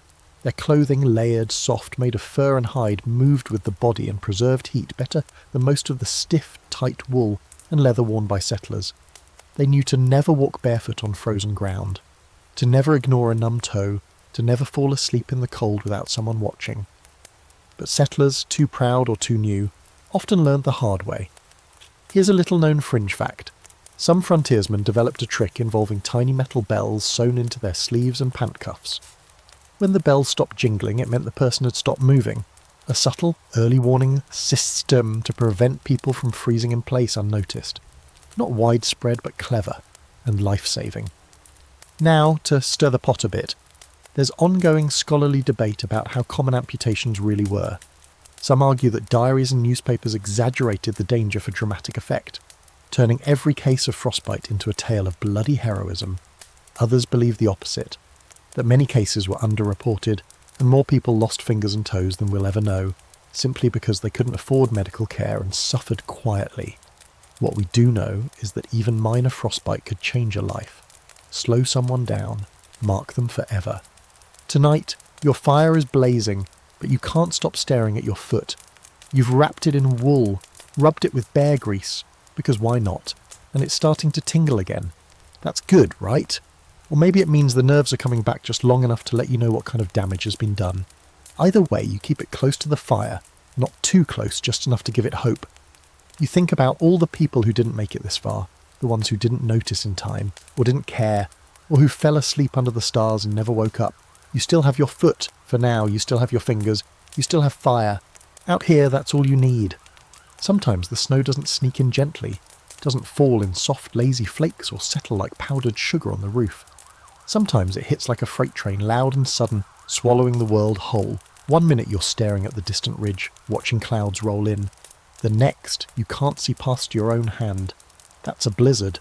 And out here on the open frontier, there's no shelter to run to, no flashing warning on your phone, no siren in the distance, just the brutal realization that you might not make it through the night. You've heard stories, of course. Everyone has. The man who froze standing up holding his rifle like he was still hunting. The schoolhouse that vanished in the snow. Children found days later huddled in a circle, half covered in drifts inside the building. There's even one about a woman who went to check on the chickens and never came back. They found her spring bonnet poking out of a snowbank 2 miles from home. She'd walked in circles until the cold took her. The blizzards out here don't care who you are. Rancher, teacher, trapper, preacher, once that white curtain drops, you're just another figure lost in the storm. It usually starts with the wind. At first it whistles, then it roars. You feel it coming like a pressure drop in your bones. It grabs your coat, pulls at your scarf, flings grit into your eyes. And then the snow follows. Fast, fine and stinging. Not the soft kind that falls in storybook books. This is snow that slaps your face, swirls up your sleeves and finds the tiny gaps between your layers like it's on a mission to turn your insides to ice. Within minutes, the sky and the ground become one. There's no up or down, no horizon, no path. Just white, endless white, howling and twisting, blinding you as you stagger forward and realise you're not even sure what direction that is anymore. It's called a whiteout for a reason. The light reflects off the snow from all directions, and your eyes can't anchor to anything. Trees disappear, fences vanish. You could be walking straight, then sideways, then in circles, without even knowing it. That's the real terror of a frontier blizzard. You lose the world, and then you lose yourself. If you're lucky, you're near shelter, a barn, a cave, a dugout you remembered just in time. If you're not, you build one. You dig down into the snow, pack it tight, and make a crude snow cave. Ironically, snow can insulate against the wind if you use it right. It's not warm, but it's less deadly. You crawl inside, tuck in tight, and pray you didn't pick a drift that'll collapse under its own weight. Some settlers survived by burying themselves, wrapping in blankets, crawling into haystacks, even huddling behind dead animals to block the wind. It sounds extreme because it is extreme, but so is a storm that drops 3 feet of snow in 6 hours and drops temperatures by 40 degrees. Here's a quirky, true-to-life frontier detail. Some people tied ropes from their cabins to their barns. Why? So they could walk between the two without getting lost. It seems silly, until you realise people did get lost crossing their own yards. Blown off course by gusts of wind, they'd end up in the next field, or worse, in a frozen creek. The rope trick was life-saving. Hold on, eyes closed, head down, and just follow the line. Of course, not everyone had time to prepare. Cowboys on the trail caught in open country with no trees or rocks had to get creative. They'd dig shallow pits, use saddles and blankets as makeshift walls, and pile snow on top to seal the wind out. Sometimes they huddled around the cattle, letting the herd form a living windbreak. Other times they didn't make it. There's one story from the Dakota Territory that always sticks. A boy, 15 maybe, tried to make it home from school during a surprise storm. The wind blew him off course and he ended up wandering the prairie until his hands froze. He was found days later, alive, barely, with his fingers curled around a single button from his coat. He lost both hands, but he lived. Others in the same storm weren't so lucky. Blizzards didn't just kill people, they killed plans. They stopped food deliveries, trapped families in their homes for weeks, killed livestock by the thousands. A farmer could lose his entire herd in a single night, watching helplessly as cattle wandered into the storm and froze standing. Some were later found buried upright, like statues in a gallery of death. And yet somehow people adapted. They listened to the wind, they learned to recognize the signs, the sudden stillness before the storm, the way birds disappeared, the change in the snow's texture. Indigenous tribes often taught settlers these warning signs. if they were willing to listen, and if they were really smart, they didn't go out in the first place. But sometimes you had no choice. So tonight, as the wind begins to rise again, you check your fire, pack your coals, and lash the door shut tight. You make sure the water bucket is inside, not out, because by morning it'll be solid if you forget. You pull your blanket tight, double check that the children are close, and try not to think about the barn. The animals will be fine, or they won't, and there's nothing you can do now. The cabin creaks, the air pressure shifts, snow starts tapping at the roof like tiny fists. And you know this isn't just a passing flurry, this is a blizzard. And once it starts, the only thing to do is wait. Stay low, stay close. And above all, stay inside. Because once the snow erases the world, the only thing standing between you and the cold is a thin wall of wood, willpower, and the hope that you don't need to open that door until the sun comes back. The snow stops eventually. It always does. But when it finally quiets down, what's left behind isn't peace, it's white nothing. The blizzard passes like a thief in the night, leaving behind a blank frozen canvas. Everything you knew, every fence post, trail marker, wagon rut, gone. The world has been erased. You open your door to a flat white silence so heavy it feels like it presses on your chest. You're not sure whether to cry or start walking, and that's where the real danger begins, because snow may look soft, but it has teeth, and it's hungry. You pull on your boots, or what's left of them, and set out, careful not to lose sight of the cabin door. The sun is up, technically, but it gives off no heat. Its light is pale, almost cruel, casting long blue shadows across drifts taller than a man. Every sound is muffled. Even your own footsteps feel like whispers. It's eerie, this cold silence. Beautiful, too, if you weren't so aware that taking one wrong step might mean never finding your way back. You're out here because something needs doing. Water, food, checking on livestock, or maybe searching for a person who didn't make it back the night before. Or maybe you're just looking for a path, any path, to remind you the world still exists outside this white desert. You think you're prepared. You've wrapped your feet in extra layers, tied your scarf tight, and maybe even rubbed your cheeks with bear grease to keep them from cracking. But 10 minutes in, the cold is already chewing through your resolve. And then it hits. Your eyes start to sting. The light is too bright. It bounces off the snow like needles, piercing your vision, making you squint, then wince, then ache. This is snow blindness, and it doesn't care that you're wearing a hat and a scarf. If you didn't rig up makeshift snow goggles, strips of wood or leather, with narrow slits to block the glare, you're going to feel it. A dull grinding pain behind your eyes, like a headache with claws. It gets worse the longer you're out. Your vision starts to blur, and soon you can't tell where the land ends and the sky begins. People have gone blind for days from it. Some never saw quite the same again. You press on, eyes half shut, legs burning. The snow isn't solid, it's a trickster. 1 minute you're walking across a hard crust, and the next you plunge waist-deep into a drift. You flail, curse, claw your way out, snow stuffing into your sleeves, down your collar, inside your boots. Your breath fogs and freezes instantly. Your scarf becomes a crusty muzzle. Every movement feels heavier, slower. The cold is winning inch by inch. But it's not just the snow, it's the hunger. The emptiness in your stomach grows sharper. If you didn't eat before you left, and let's be honest, you probably didn't, you start to feel it in your legs, your chest, your brain. You grow sluggish. Thoughts come slower. You forget what you were doing, why you were walking this direction. That's when people get in real trouble. They sit down just for a minute, maybe to rest, maybe to think, and they don't get back up. One infamous story tells of a prospector in Montana who got turned around during a whiteout. He was only a mile from camp, but walked in circles for hours. They found him curled beside a rock, frozen solid, eyes open, fingers still clutching the pouch of gold he refused to drop. Rich, sure, but stone-cold dead. Even people who knew better sometimes didn't make it. In one case, a woman set out to find her lost dog and was found 2 days later under a pine tree, shoes gone, one mitten missing, frostbite crawling up her legs like ivy. She survived, but not with all 10 toes. Out on the high plains or deep in the mountains, you learn the tricks if you live long enough. Carry a compass, even if it barely works. Use the wind to guide you, usually blows from the northwest. Mark your trail with bits of cloth, pine boughs, anything. Never travel alone if you can help it. And if you find yourself walking and nothing looks familiar, stop. Don't trust your instincts. They lie in the snow. People have walked in circles until they collapsed feet from their front doors. Here's a strange but true detail. Some pioneers tied string between themselves and their homes when venturing out in heavy snow, like human kites. They'd loop it around a post near the door and let it unspool as they went, using it to find their way back. It worked. Simple. Brilliant. Also a grim reminder that when the world turns white, the best tool for survival might be a length of twine and a healthy sense of paranoia. Now let's step into scholarly territory for a moment. There's debate about how many people actually died this way, lost in the snow, not from the cold directly, but from disorientation and starvation.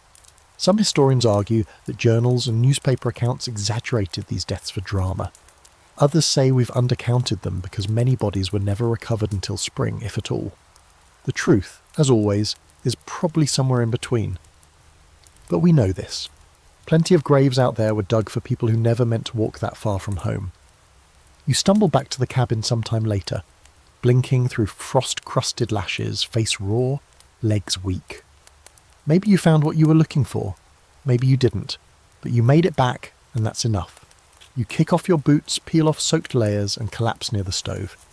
Every joint aches. Every toe stings as it thaws. The fire feels like a miracle.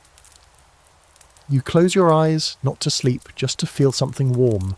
You'll go back out tomorrow. You'll need to, but not yet. Not tonight. Tonight you survived the white nothing, and that's everything. You wake up and something's wrong. It takes a second to register what it is. The air feels heavy. Stonge. There's no sound, not even the wind. You sit up and rub your eyes. The window, just a fogged square of oiled paper, is completely dark. Not black from night, but white. Solid white. You open the door and it barely budges. Snow has piled halfway up the frame. You shove it open with your shoulder, step outside and stare in quiet disbelief.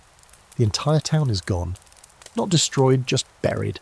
The buildings are still there, but the snow has swallowed them like a hungry sea. Roof lines peek out like gravestones. The road? Gone. The fence? Somewhere under 5 feet of hard-packed snow. You call out, nothing. You can't even hear an echo. This is what the frontier looks like after a whiteout has its way with a town. It doesn't just make life hard, it wipes whole places off the map. Railroad towns, in particular, were vulnerable. Built quickly, often without much thought to durability or elevation, these settlements could spring up and vanish like mirages. A few years of boom, then a winter like this, and suddenly you've got a ghost town sealed under a glacier. Some towns tried to dig themselves out, others just gave up. You trudge down what you think is the main street, snow squeaking under your boots like dry ice. The general store? A lump. The saloon? Just the sign poking out. You have to squat to crawl through a snow tunnel into what used to be the post office. Inside it's colder than outside. Letters still stacked on the counter. A chair frozen mid-tip, like someone stood up quickly and never came back. You half expect to find bodies, but there's only silence. And here's the real gut punch. This was supposed to be the future. Railroad towns with a beating heart of expansion. Tracks brought people, freight, supplies, civilization. But they also brought false hope. Because once the train stopped running or the snow got too deep for rails to be cleared, these places went from outposts to tombs. The Great Plains saw dozens of towns like this vanish. Some were never even officially named. A boxcar here, a saloon there, a few cabins nailed together with frozen hands. And then one storm too many, and the wind erased them. When spring came, sometimes nothing remained but warped timber and a rusted stove half sunken in the thawing earth. There's a chilling fact. In the particularly vicious winters of the 1880s and 1890s, entire communities were cut off for weeks. Trains stopped. Telegraph lines snapped under ice. Supply wagons couldn't get through. Families who'd moved west with dreams of land and progress found themselves trapped, isolated, burning furniture for warmth and eating boiled leather from saddles when the food ran out. They hadn't signed up for this. But winter doesn't care about your plans. One especially grim tale comes from a place called 76, a small railroad stop in Nebraska. After a storm in 1888, the town was buried under 12 feet of snow. The train station was packed with stranded passengers, and the food ran out in 2 days. People chewed on candles and rationed coffee grounds by the spoonful. When rescuers finally arrived weeks later, some had gone blind from snow glare. Others had frostbite so severe they had to be carried out. The town never recovered. It simply faded. This wasn't rare. In Montana, Wyoming, Kansas, the same story, different name. Boomtowns became snowbound and then they just ended. It's the kind of history that doesn't get a lot of press. No gunfights, no gold, just wind, snow, and slow, quiet abandonment. You can still find remnants today. Old rail ties poking from the earth, iron stoves rusting in the grass, signposts with no buildings around to justify them. And it wasn't just the weather that buried these towns. It was economics. Once a rail line shifted, or a mine dried up, or another storm damaged the tracks beyond repair, the train companies moved on. Towns without trains were towns without lifelines, and no one wants to freeze to death waiting on a train that's never coming. There's debate among historians about how many of these vanished towns truly vanished. Some claim they were temporary camps to begin with, never meant to last. Others argue they were on their way to becoming real communities, until winter pulled the plug. What's clear is that snow didn't just disrupt life on the frontier. Sometimes it erased it, and yet people rebuilt. Some dug tunnels between buildings, others shoveled day and night, creating canyon-like paths between homes and outhouses. Children sledded off rooftops, giggling while their parents wept silently over the last of the flour. Humanity has a way of refusing to stay buried, even when the odds say otherwise. You walk back toward your cabin, the air so cold it feels like it cracks when you breathe. Your town isn't gone, not yet. But it's quieter than it was. Fewer windows glow with candlelight at night. Fewer boot prints in the snow. People are thinking about leaving come spring, heading east, south, anywhere but here. You can't blame them. Winter plays dirty. It tests your limits, then keeps pushing. Still, there's something about the way the snow catches the light. The stillness of the world, the resilience that sneaks into your bones, whether you invited it or not. You open your door, stamp the snow from your boots, and breathe out a long, steaming sigh. Your town may be buried, but it's not beaten. Not yet. It takes a special kind of person to volunteer to carry the mail across a mountain pass in the middle of a blizzard. Not heroic, exactly. More like stubborn, or wildly optimistic. Or maybe just someone who doesn't like being told something can't be done. Because in the Wild West, long before the Pony Express became a myth, and trains stitched their way across the land, delivering the mail wasn't just a job, it was a near-suicidal mission, especially in winter. You're one of them now, at least for tonight. You've been handed a sack of letters, a few parcels wrapped in oilskin, and a route map so vague it may as well be a doodle. The regular mail carrier took one look at the sky this morning and decided he was retiring early. So it's you, your horse, if you're lucky, and a trail that's about to disappear under 6 inches of new snow. These postal riders, official and unofficial, were lifelines to the world. They carried not just letters, but news, medicine, money, and sometimes the only proof a family had that someone still cared about them. A letter from New York saying a sister had survived childbirth. A package of quinine, a folded page with a drawing from a child who hadn't seen her father in 3 years. And these items had to move, storm or no storm. Roads buried, use snowshoes. Bridges out, find a log and pray. The motto was simple: get there or don't come back at all. You set off before dawn, bundled so tight you feel like a rolled-up carpet. Your feet are wrapped in double socks, your face hidden behind a scarf crusted with old breath. The wind hits like a wall the moment you step out, and your horse snorts in protest. You can't blame him. He's smarter than you, but he walks. On a clear day, the trail is hard enough. Narrow, rocky, with switchbacks that test your balance and patience. Add snow and it becomes a nightmare. You can't see where the cliff begins or ends. You move 1 foot at a time, leaning forward to keep from sliding back. Your legs ache from constant tension.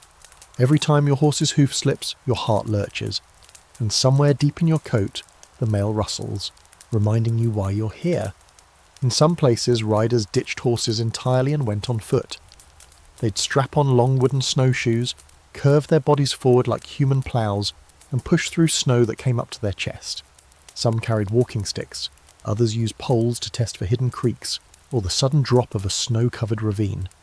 You don't think about what'll happen if you fall. You just keep moving. Here's a quirky historical fact.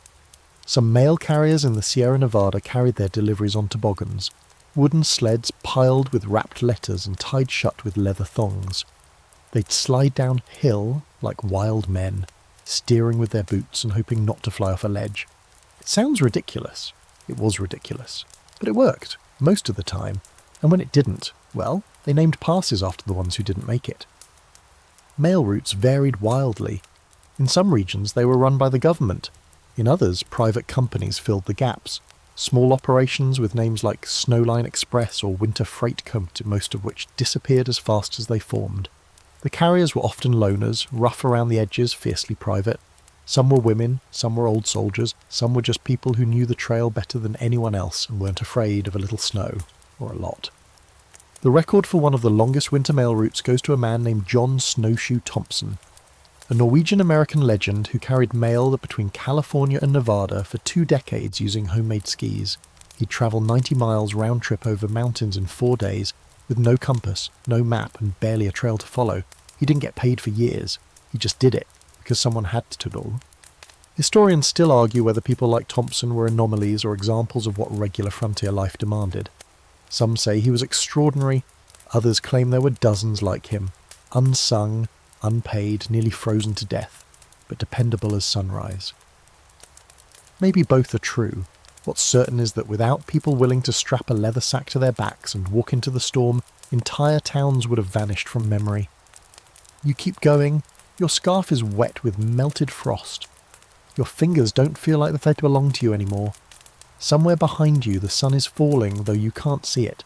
Just a deepening blue-grey dimness settling over the land like a wet quilt. The trail curves and you nearly slide off it, catching yourself on a low branch. Your arm aches. You swear loudly and keep moving. Then you see it, a flicker of orange in the distance, a lamp in the station window, a porch, a roof, a shape moving behind frosted glass. You laugh sharp and loud, startling your horse. You made it. Barely. But you did. The door opens before you knock. Someone's already pulling the sack from your back, muttering, "Took you long enough." You smile, even though your teeth hurt. You don't say a word, you just fall into a chair beside the stove and let the heat claw its way back into your body, one frozen bone at a time. There's a pot of something on the fire, beans, probably, maybe stew if it's a generous day. You eat like it's your last meal. The others in the room don't say much. They know, they've done it. Or they've seen the faces of those who tried and didn't come back. There's no applause, no medals, just a nod, maybe a clap on the back, a hot meal and a place to sleep before you head out again. Because tomorrow, there's more mail, and winter isn't done with you yet. Winter doesn't care how old you are. It doesn't give a frozen fig if you've been alive 6 years or 60. But when you're small, barely tall enough to reach the stove with hands that vanish inside 2 big mittens, winter becomes something else entirely. It's not just cold, it's a monster from outside the door, one that growls through the cracks and waits to see if you can outlast it. Being a child on the frontier in winter meant growing up faster than you wanted to, and learning real quick that survival was a family sport. You were a kid, sure, but that didn't mean you got to sleep in, or sit around reading dime novels by the fire while your parents did the hard stuff. From the moment you could carry a stick of wood or hold a needle, you had a job. Fetch water, dry clothes, feed chickens, patch socks, and in winter every chore had a shadow behind it. Carrying water meant breaking through ice and dragging a sloshing bucket across frozen ground without spilling it. Drying clothes meant hanging them near the fire and flipping them constantly to avoid turning them into frozen planks. Feeding the chickens meant trudging outside through snow up to your waist while the wind tried to knock you over. And that's just the morning routine. In a sod house or one-room cabin, privacy didn't exist. You slept in the same bed as your siblings, or your parents, or sometimes all of the above. You woke up to the sound of the fire dying and went to sleep with your toes curled against a warm dog or someone else's knees. You memorised the sound of wind through the chinks in the walls and learned to ignore the drip, drip, drip of the melting snow leaking in from the ceiling. School, maybe? If the snow wasn't too deep, if the teacher hadn't frozen her feet, if you still had boots. Speaking of boots, there's a strange little fringe truth most people don't realise. Kids often shared winter boots. That's right, not handed down, shared. 1 pair for 2 siblings. You took turns going to school, Monday and Wednesday for you, Tuesday and Thursday for your brother, and Friday if the boots weren't soaked through or frozen stiff. On off days you stayed home and worked. That was the deal. And nobody whined. Not because you were especially noble, because whining didn't do a thing against a snowdrift taller than your front door. Clothes were patched until they couldn't be patched anymore. Socks were darned and re-darned. Mittens were homemade from whatever scraps were left. Your coat might have belonged to your uncle, and before that your uncle's horse. No one had their own clothes. You wore what fit, what didn't fall apart, and what still had buttons. It wasn't about looking good. It was about not freezing to death. And toys, forget it. Maybe you had a rag doll or a carved horse if someone had a little spare time with a knife. But mostly you made your own fun. A lump of frozen mud became a ball, a bent tin plate became a sled. You'd slide down snowbanks until your pants wore thin, your mittens tore open, and your teeth wouldn't stop chattering. And still you played, because laughter, even the squeaky frostbitten kind, was warmth. But winter didn't just test your courage, it tested your mind. Days were short, nights were endless. You were stuck inside, breathing in smoke and wet wool, listening to the same stories over and over. Cabin fever wasn't just a figure of speech, it was real. Children cried for no reason, picked fights, sulked in corners, parents snapped, tempers flared. You learned fast when to stay quiet, when to disappear behind a curtain, and when to sit still with your hands in your lap and pretend not to hear the argument at the table. Still, children weren't just background noise. They were the heartbeat of a home. When spirits got low, it was your job to smile, sing, tell a joke, recite something from memory, and sometimes that small spark was enough to pull everyone else through.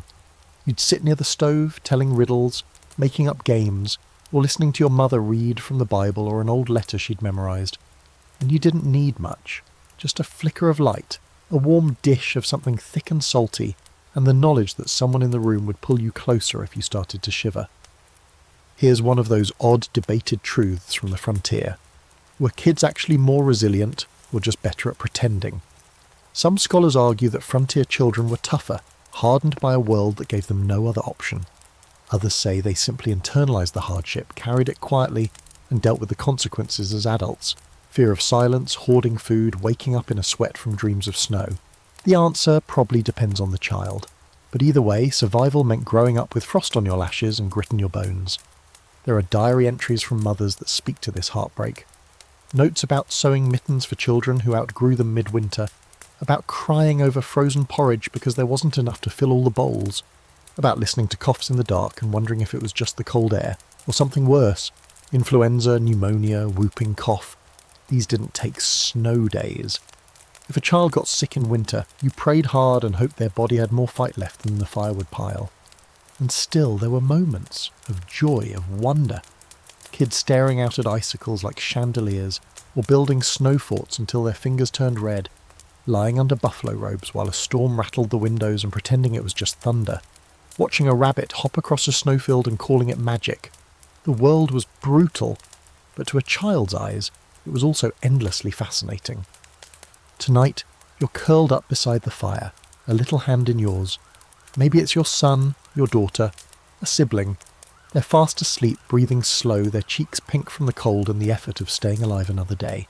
You tuck the blanket higher, shift the log in the fire, listen to the wind grumble outside like it's jealous of your warmth. They made it through the day. So did you. And tomorrow you do it again. You know what no one talks about when they glorify the grit of the frontier? The women, not just surviving the Wild West winter, but keeping everything else alive while it tried to freeze solid. While the snowstorm howled and the cabin groaned and the temperature dropped so low the axe handle cracked in your hands, the frontier women weren't just bundled up in shawls and sipping tea by the stove. They were the firekeepers, literally and figuratively. And if anyone was responsible for a family surviving until spring, it was usually the woman at the centre of it all, sleeves rolled up, hair in disarray, holding it all together with calloused hands and a half-burnt wooden spoon. She was the first one up, not by choice, by necessity. Someone had to coax the fire back from its nightly coma, thaw the bucket of water, and make a meal out of ingredients so humble you'd need imagination just to call it food. No coffee, she'd boil roasted dandelion root. No milk. She'd stir in snow and pray no one noticed. She didn't complain, or maybe she did, but softly under her breath, while kneading bread with half-frozen fingers.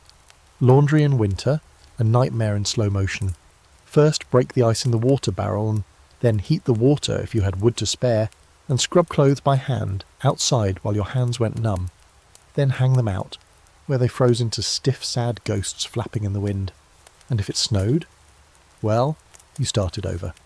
Every pair of trousers, every shirt, every diaper had to be washed, dried, and folded with a kind of holy patience. Sick kids, that was on her too. No doctor, no nurse, just a rag soaked in warm vinegar and a prayer. She'd sit by the bed counting coughs, adjusting blankets, and offering spoonfuls of homemade cough syrup brewed from pine needles, molasses, or whatever she could scrape from the bottom of the cupboard. Fever? She wiped foreheads with snow. Chills? She heated stones in the fire and tucked them under quilts. Loss? She grieved in silence, holding the weight of a home that couldn't afford to fall apart. Here's a strange but true detail. Frontier women often made candles by hand using tallow or beeswax, standing for hours over a boiling pot in a room already warmer than anyone could stand. But they had to, because when the sun dipped below the horizon at 4:30 p.m. and the wind howled like a banshee, a single candle was the only thing keeping the dark from swallowing the room whole. Light wasn't decoration, it was sanity. And let's not forget fuel. When there was wood, she hauled it. When there wasn't, she gathered cow chips, stacked them neatly, and carried them home like a queen bearing gifts. She chopped kindling, kept the fire going, and knew exactly when to bank the coals to make them last until morning. If the fire died in the night, she'd get up and start again.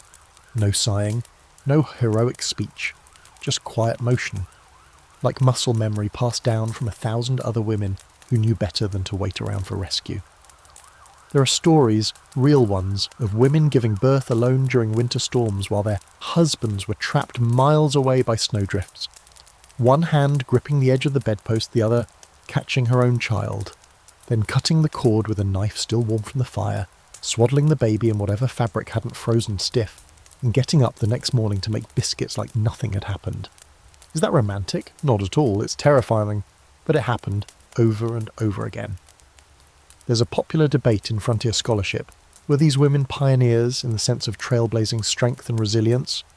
Or were they victims of circumstance? Women who were simply forced to endure? The answer, of course, is both. They didn't always choose this life, but once they were in it, they bent the rules of survival around their bare hands. Some loved the land, the silence, the sense of freedom. Others despised it, prayed every day for spring, and dreamed of towns with sidewalks and warm bakeries and silk dresses and shop windows. Many went west with promises of prosperity and found themselves trading lace gloves for dung fires and frostbitten toes. Some were lured by love, married to cowboys, soldiers, railroad workers, and found themselves widowed before the first winter ended. Others came for independence, homesteading alone or with sisters, staking claims no one thought they could handle, and proving everyone wrong. And through it all, they endured the cold in ways that had nothing to do with temperature. They endured isolation, the kind that whispers doubts into your ear at night. They endured grief and hunger and sickness and chandors. And still they raised children, tended gardens buried under snow, wrote letters by flickering candlelight, and kept the fire alive.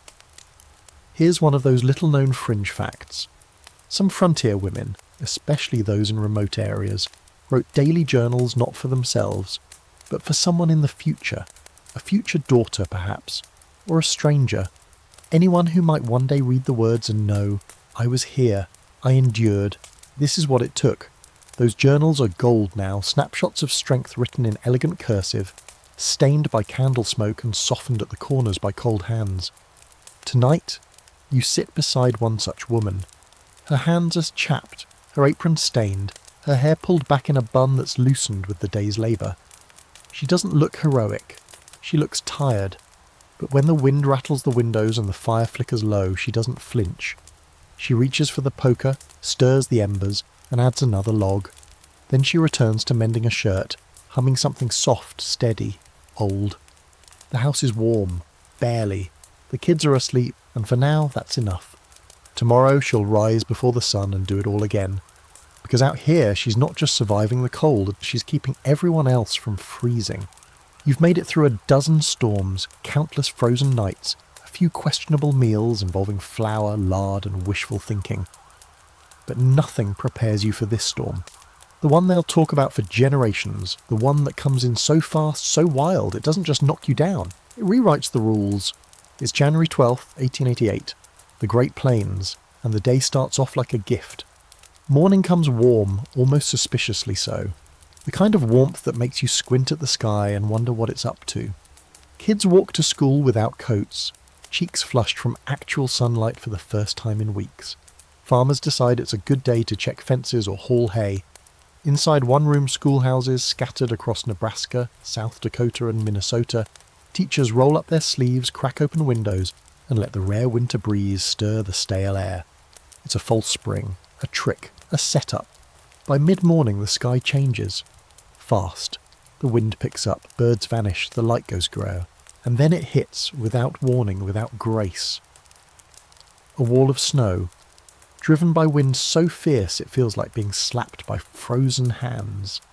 Visibility drops to 0 in seconds. Roads disappear. The sky and ground become the same colour. White, swirling, endless. And just like that, everything turns to chaos. They'll call it the children's blizzard. Because the ones caught hardest are the kids. Imagine you're 12 years old, walking home from school in a thin cotton shirt and stiff boots. You can't see past your nose. The wind pushes you sideways, drags your scarf from your neck. You start running, except you're not sure which way is home anymore. The snow stings your eyes. Your hands go numb. You trip, you get up, you trip again. Eventually, you stop getting up. This blizzard isn't just brutal, it's fast. Wind gusts up to so miles per hour. Temperatures dropping from just above freezing to 40 below in a matter of hours. That kind of cold doesn't just bite, it burrows. And you don't have time to plan, you react. That's what makes it deadly. Teachers become heroes. In some schools, they herd children into storm cellars. In others, they break up benches and desks to feed a fire. Some strap children together with rope, forming human chains to move through the whiteout toward nearby homes. One teacher, Minnie Freeman, will be remembered for tying her 13 students together with twine and leading them through the storm to safety. They make it. Others don't. More than 200 people die in that storm, most of them children. Some are found frozen in groups, huddled together under sleds or blankets, just yards from shelter they never saw. Some make it home only to collapse at the doorstep. Others survive, but not whole. Fingers lost, toes, parts of themselves they'll never get back. Parents, trapped miles away, claw through snow and snow with bare hands searching for their kids. Farmers dig tunnels between buildings to reach their livestock. Entire towns vanish from view for days, surfacing only when the storm retreats like a monster crawling back into the woods. The children's blizzard shatters the illusion that life out here can be tamed. It becomes a turning point. Afterward, schoolhouses start stocking emergency supplies. People pay closer attention to cloud shifts, to sudden warmth, to the eerie quiet that sometimes comes before the sky explodes. Some families move back east. Others never fully recover. The land is still the same, but now everyone knows just how fast it can turn on you. Here's the dark twist. The government had just launched a new weather warning system. Telegraphs were in place, signals existed, but information didn't move fast enough, or people didn't take it seriously, or they thought they had more time. The warning came too late, or not at all. That debate still lingers. Could it have been prevented? Maybe, but back then, the line between safety and disaster was always thinner than you thought. There's a scholarly divide about whether this was the most lethal storm in frontier history. Some say yes, because of its timing, school hours, mild start, sudden drop. Others argue larger storms caused more death overall. But what no one denies is the psychological impact. This blizzard didn't just kill, it traumatized. Survivors remembered it for the rest of their lives, wrote about it in journals, talked about it over fires, passed down the stories to children who would never look at a warm January morning the same way again. And here's a fringe but telling detail. After the storm, people began sewing emergency pockets into their coats, stuffing them with matches, crackers, even scraps of fabric that could be used as fire starter or signal flags. Some pinned notes to their children's coats. If found, my name is... These weren't superstitions. They were plans, because no one wanted to face another storm unprepared. Tonight, the fire is burning low, and the wind outside sounds familiar, too familiar. You check the sky more often now. Listen for the shifts in pressure. Watch how the animals move. You sleep with boots near the bed, just in case. Because even though it's been years, you know the kind of storm that waits for a mild morning to make its entrance. The kind that comes fast. The kind that doesn't forgive. And somewhere out there, under a few feet of snow, are the remains of that long-ago schoolhouse. The desks still slightly tilted, the stove rusted, the walls leaning in as if trying to listen to the wind. The cold doesn't care if you're on the right side of the law. Doesn't matter if you're a sheriff, a cattle rustler, a card shark, or a no-name horse thief. It comes for everyone the same. But you'd think with all that bitter weather, winter would be a slow season for crime on the frontier. Too cold to be bad, right? Wrong. Turns out winter just made the criminals sneakier, meaner, and more desperate. When snow buried the trails and wind howled loud enough to cover the sound of a gunshot, a lot of people saw it as the perfect time to settle scores. Picture this. You're a deputy in a 2-horse town wrapped in a buffalo coat trying to keep your badge from freezing to your chest. It's January and everything's locked down tight. Storefronts boarded up, streets deserted. You haven't seen a sober man in 3 days, but crime doesn't sleep, even when it's 30 below. You hear a knock on the jailhouse door. A rancher's been robbed. Someone broke into his barn, took 3 saddles, a rifle, and, somehow, his last jug of whiskey. The tracks. Gone. The snow covered them within an hour. You just shrug, grab your lantern, and prepare to go nowhere fast. That was the reality of law enforcement in winter. Crimes happened, and justice got put on ice, literally. There were no tyre tracks, no boot prints, no dogs to sniff a trail that didn't exist anymore. You'd ride out to a crime scene and find a snowdrift where a chicken coop used to be. Evidence? Frozen. Witnesses? Huddled by the fire, swearing they didn't hear a thing over the wind. But outlaws didn't take the season off. If anything, they thrived in it. Cold weather meant slower response times. Fewer patrols, people off their guard. Cattle drives were paused, meaning herds were penned up and easier to rustle. Supply wagons got stuck in snowdrifts, ripe for ambush. And then there were the trains. Ah yes, the wintertime train robbery. A classic. Trains still ran in cold weather, slow and loud and loaded with goods. Outlaws would ride up alongside the engine through snow-covered canyons, covered in woolen fury, leap onto the cars and vanish into the wilderness before anyone could chase them. There's a famous case from 1889 when a gang hit a freight line outside of Laramie, stole the payroll chest and disappeared on snowshoes. Snowshoes? They had planned it weeks ahead, buried supplies in the hills and used a snowstorm as cover. Authorities found their tracks 3 days later, heading into the Wind River Range, and lost them in a blizzard. Even basic theft got a seasonal upgrade. People would borrow firewood from neighbours, or livestock, or clothes hanging out to dry, even if they were frozen stiff. One family reportedly lost a whole fence overnight. Someone sawed it down plank by plank to feed their own stove. The sheriff said he'd look into it, once his own fire was going again. Some crimes were darker. In close quarters, tensions ran high. Cabin fever turned neighbours into enemies. A spilled stew pot or a broken water bucket could ignite feuds that ended with gunfire. Domestic disputes, usually simmering, boiled over in rooms too small and nights too long. And with the cold keeping everyone indoors, victims couldn't just run away. Where would they go? Out into the white silence? There's a grim story from a Wyoming mining town where a poker game in a saloon turned deadly after someone accused another of cheating with hidden cards. No one dared throw the loser out.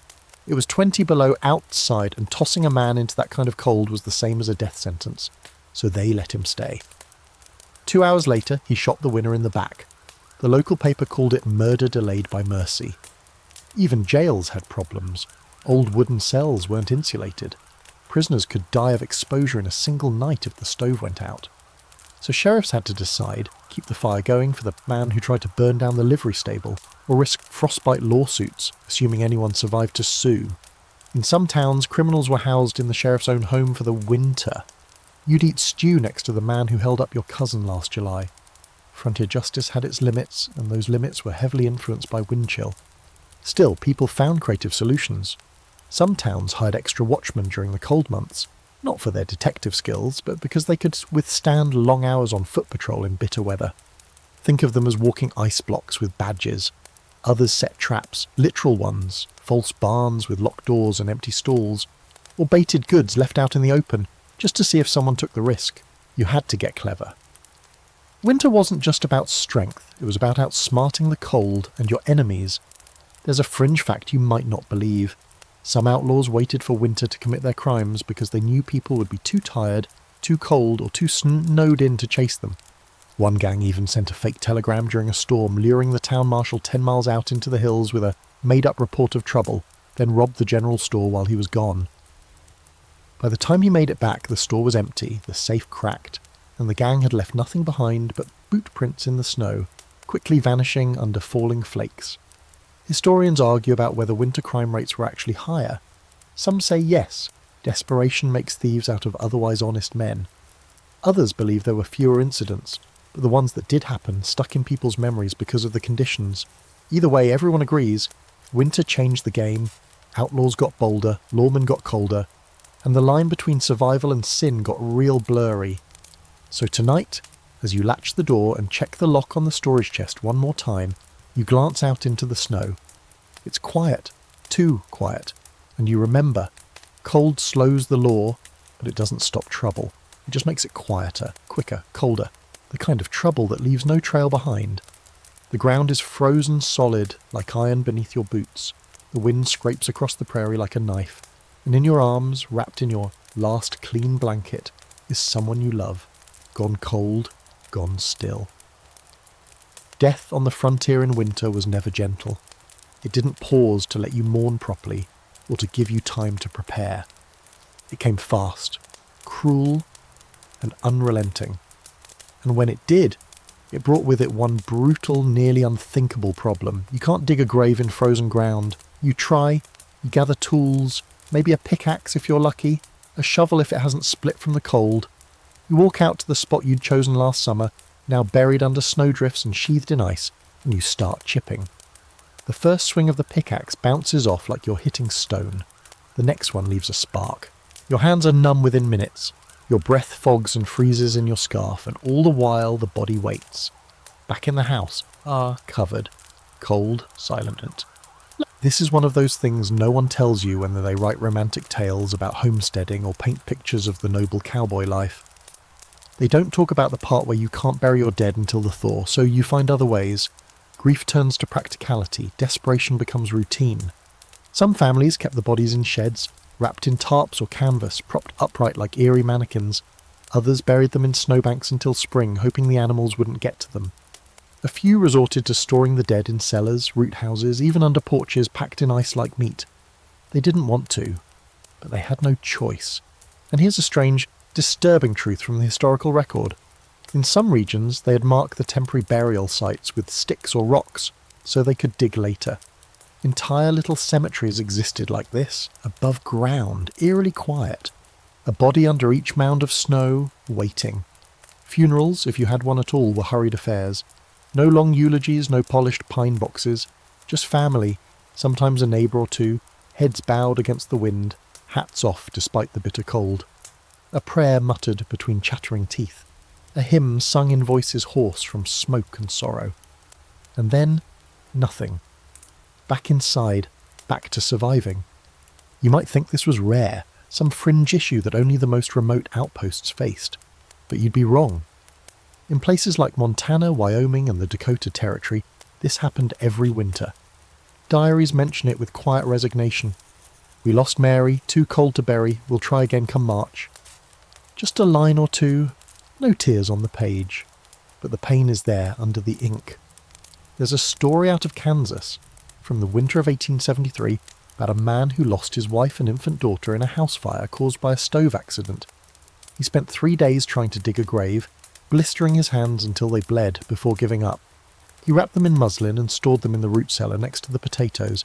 Every morning for weeks he'd light a candle and go down to talk to them. By spring he had nothing left but the words. Undertakers, when available, had tricks. Some used controlled fires to soften the earth, risky but sometimes effective. Others built raised coffins above ground. Wooden tombs weighted with rocks and snow. In towns with cemeteries, the grave diggers often waited until midday, hoping for a moment of thaw, even just a few inches.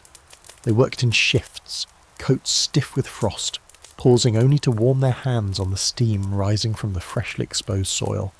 And yet the dead weren't the only ones affected. The living had to go on inside that same cabin, that same room, sometimes with the body still present.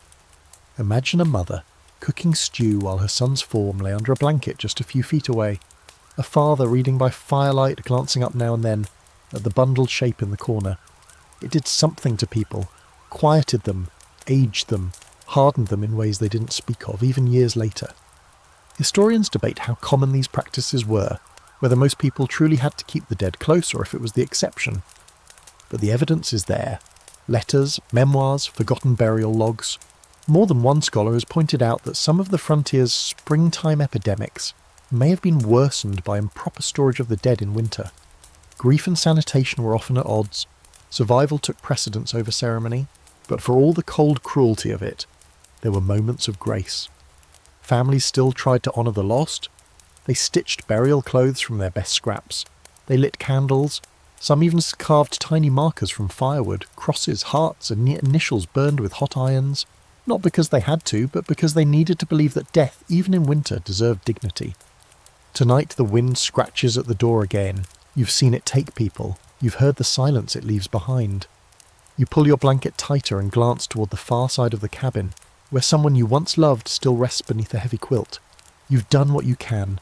The ground's too hard and the fire can't burn deep enough to change that.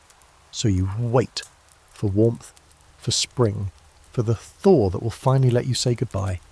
The fire's burned low and your blanket's got more holes than warmth, but you've still got a job to do. Tonight, you're sleeping outside, not by choice, never by choice, but because there's nowhere else. Maybe you're a cattle driver stuck between towns, or a trapper who set one too many snares and lost track of time. Maybe the barn's full or the saloon ran out of beds. Or maybe you're just too far from anything human. Whatever the reason, you're bedding down under open sky in a winter that does not negotiate. And out here, that's a gamble. You start by picking your spot. Wind is your enemy. So are low spots where cold air settles and snow piles up. You find a hollow that offers some protection, maybe under a bluff behind a stand of trees, or next to a rock ledge if you're lucky. You scrape away snow until you hit hard ground or something close to it, forming a shallow bowl for your body. It's not much, but it's the best insulation you're going to get without digging a full snow cave. Next, you build a fire, or try to. That's the tricky part. Wood's damp, fingers are stiff, the wind keeps snatching your matches like it's playing a joke. You crouch low, sheltering the flame with your body, nursing the kindling like it's a wounded animal. When it finally catches, you breathe out something that almost feels like joy. The little blaze isn't much, just a flickering orange promise, but it might keep your toes. Then comes the bed. You spread your saddle blanket, or whatever canvas you've got, down on the frozen ground. Your bedroll goes on top. If you're lucky, you've got buffalo robes. If not, it's a single stiff wool blanket and a prayer. You keep your boots on, always. Taking them off means frostbite, the kind that eats your toes while you sleep and leaves you screaming in the morning. You lie down, curl into yourself, and pull the blanket over your head to trap your breath. It's hot and foul inside that tiny tent of wool and flesh, but better than breathing ice air. You try not to think about what's around you, coyotes, wolves, or just the sound of snow whispering down from the branches above. The night stretches out, slow and merciless. Cowboys did this all the time. They called it roughing it, as if that somehow made it more dignified. On cattle drives, they'd sleep like this for weeks, one eye open, one ear tuned to the herd, sometimes with nothing but a slicker and a heap of straw between them and the cold. One common trick was heating rocks in the fire and burying them under the blanket, makeshift bed warmers. Others filled canvas bags with embers and tucked them near their feet. Dangerous, absolutely, but better a burned toe than a frozen one. Trappers took it a step further. They'd kill a deer, gut it, and sleep inside the hide. One even wrote about tucking his legs into the warm carcass of a dead buffalo. Disgusting? Yes. Effective? Also yes. The hide kept out the wind, the leftover body heat gave them a few precious hours of not dying. There's a fringe tale, possibly true, possibly frontier legend, of a pair of men caught in a surprise storm who took turns sleeping inside their dead horse, huddled together like grim pioneers inside an animal-shaped tent. They lived. Barely. The horse didn't, obviously. Not everyone who slept outside in winter made it. Plenty froze where they lay, arms wrapped around their rifles or curled against their saddles.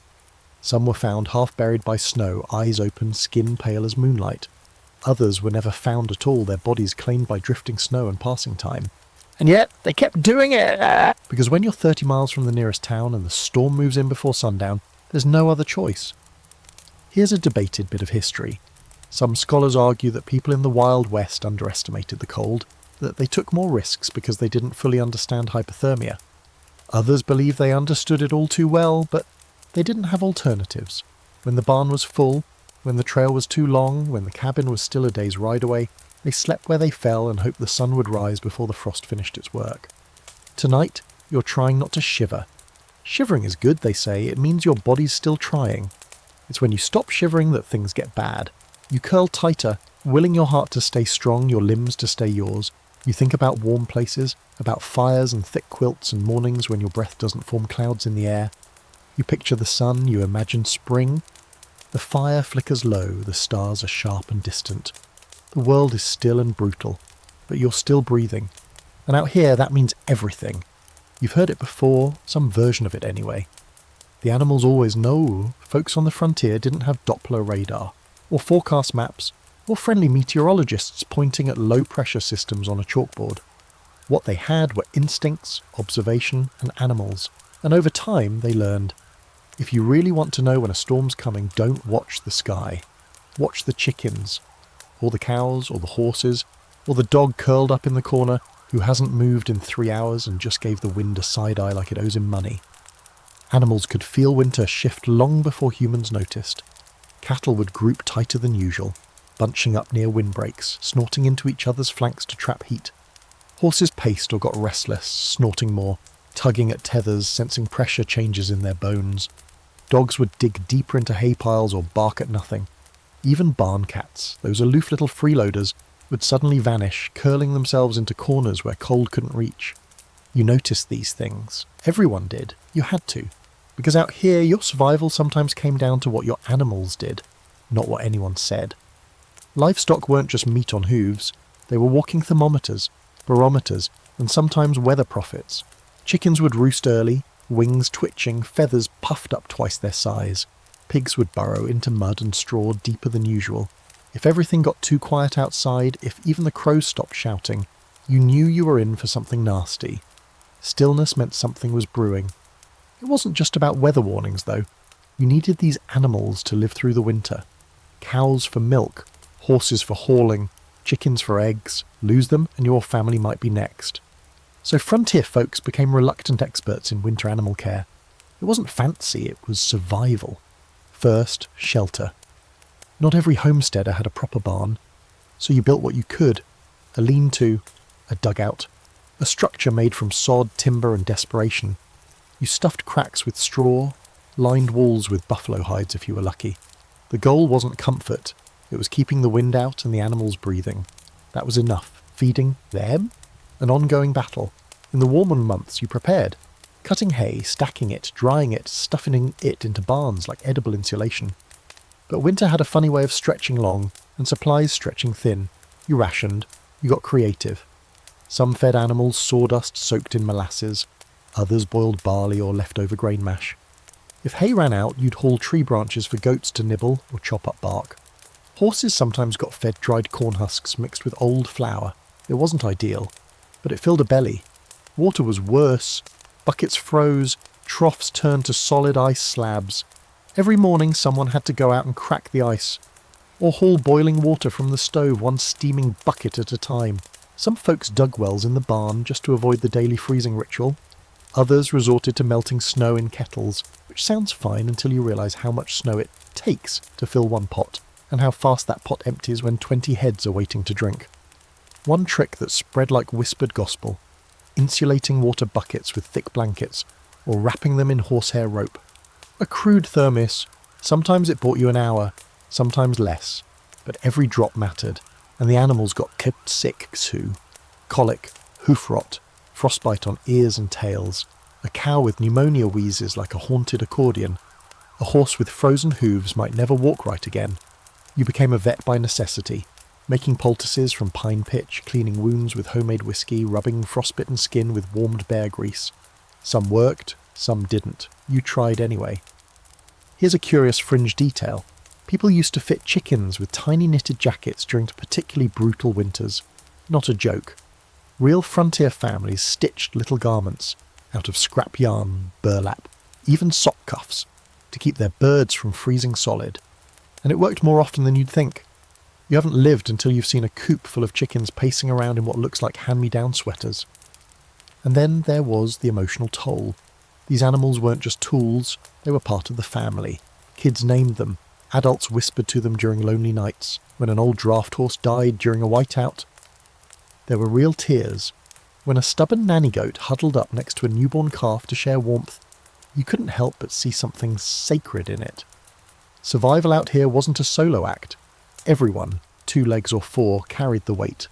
But sometimes, no matter how careful you were, the storm won. You'd walk into the barn one morning and find silence, a blanket of snow on the floor where it shouldn't be. A stiff body slumped in the corner. You'd drag it out, bury it if you could, or haul it away when the ground thawed. Then you went back to the others, whispered soft things, rubbed their ears, promised you'd do better next time. There's a scholarly debate over whether the domestication practices of frontier families contributed to higher survival rates or if it was pure luck. Some argue that knowledge borrowed from indigenous communities, like building low, sod-insulated pens or feeding animals in shifts, was key. Others think luck and sheer stubbornness played the bigger role, probably both, but no one doubts that a frontier family who watched their animals closely had a better shot at seeing spring. Tonight, your horse shifts in the lean-to, snorting at something in the wind. The chickens have gone quiet. The goats huddle close. You check the buckets one last time, pat flanks, whisper encouragement, and duck back into your cabin. They'll make it through the night. So will you, as long as you keep listening. Spring doesn't arrive in the west with fanfare. There's no trumpet, no curtain call, no single day when the world flips from white to green. It creeps in, slowly, quietly, like it's not entirely sure it's welcome. The snow begins to sag, loses its shine, slumps into grey mounds that bleed water into the dirt.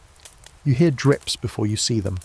A thawing icicle tapping the eaves, a rivulet crawling beneath the cabin. The wind still has teeth, but now it bites less often. You step outside one morning and realise, for the first time in months, you can smell mud. Not flowers, not trees, just earth, waking up. You survived, somehow. Everything's still soaked in the silence winter left behind. The sky is wider now, less oppressive. The wind shifts, blowing more gently from the south. Sunlight lingers a little longer each day, carving golden paths across fields that haven't seen a colour besides white or grey in weeks. You can almost believe it's over. But spring brings its own dangers. The snow doesn't just melt and vanish, it turns to slush, to run off, to unexpected floods. The creeks swell, cold and fast and angry. You hear them at night, rushing where they were silent. Paths you once took are gone, bridges washed out, fences submerged. Everything smells like rot and thaw and things that have been buried too long. And speaking of buried, now comes the hardest part, digging. The ground is softer now, just enough to work a shovel into it. So you do. One spadeful at a time. Maybe it's for livestock that didn't make it. Maybe it's for someone else. Someone who'd been waiting cold and still while the earth held firm like iron. Now you give them rest. You dig deep. You whisper a few words. You cover them with dirt and stones and mark the place with something simple. A wooden cross. A name carved into bark. Then you go home and sit quietly, watching the snow melt off the roof. This is the season of repairs. The barn roof leaks. The fence posts are tilted like crooked teeth. Half your firewood has rotted into mush. The sled is useless now, but the wagon wheels still creak when you push them. You patch the cabin walls, chisel ice out of the rain barrel, haul soggy straw from the animal pens. There's a dead raccoon in the well. Of course there is. You deal with it. Everything's soggy, swollen, and vaguely offensive to the nose. It's not beautiful, but it's better than ice. You check on your animals. The cow's a little leaner. The horse limps. The chickens look like they've been through something unspeakable, but they made it. You scratch ears, toss feed, clean muck from the hooves. You find an egg, your first in weeks, and it is warm, still warm. You hold it in both hands like a fragile treasure. Neighbours start reappearing, not many. Some cabins remain empty, maybe they moved on, maybe they didn't make it. But a few old faces ride over to share coffee and stories to see who's still alive. The conversations are different now, less bragging, more honesty. People talk about what they lost, who they lost, what they'll do different next time. There's a quiet reverence to spring out here, a kind of sacred relief. The way people talk softer, walk slower. You survived winter and that means something, even if you don't know exactly what. And the land, it breathes again. Shoots poke up from the ground like tentative fingers. The prairie begins to hum with insects, and birds return in bursts of motion and sound. The snow line retreats up the hills.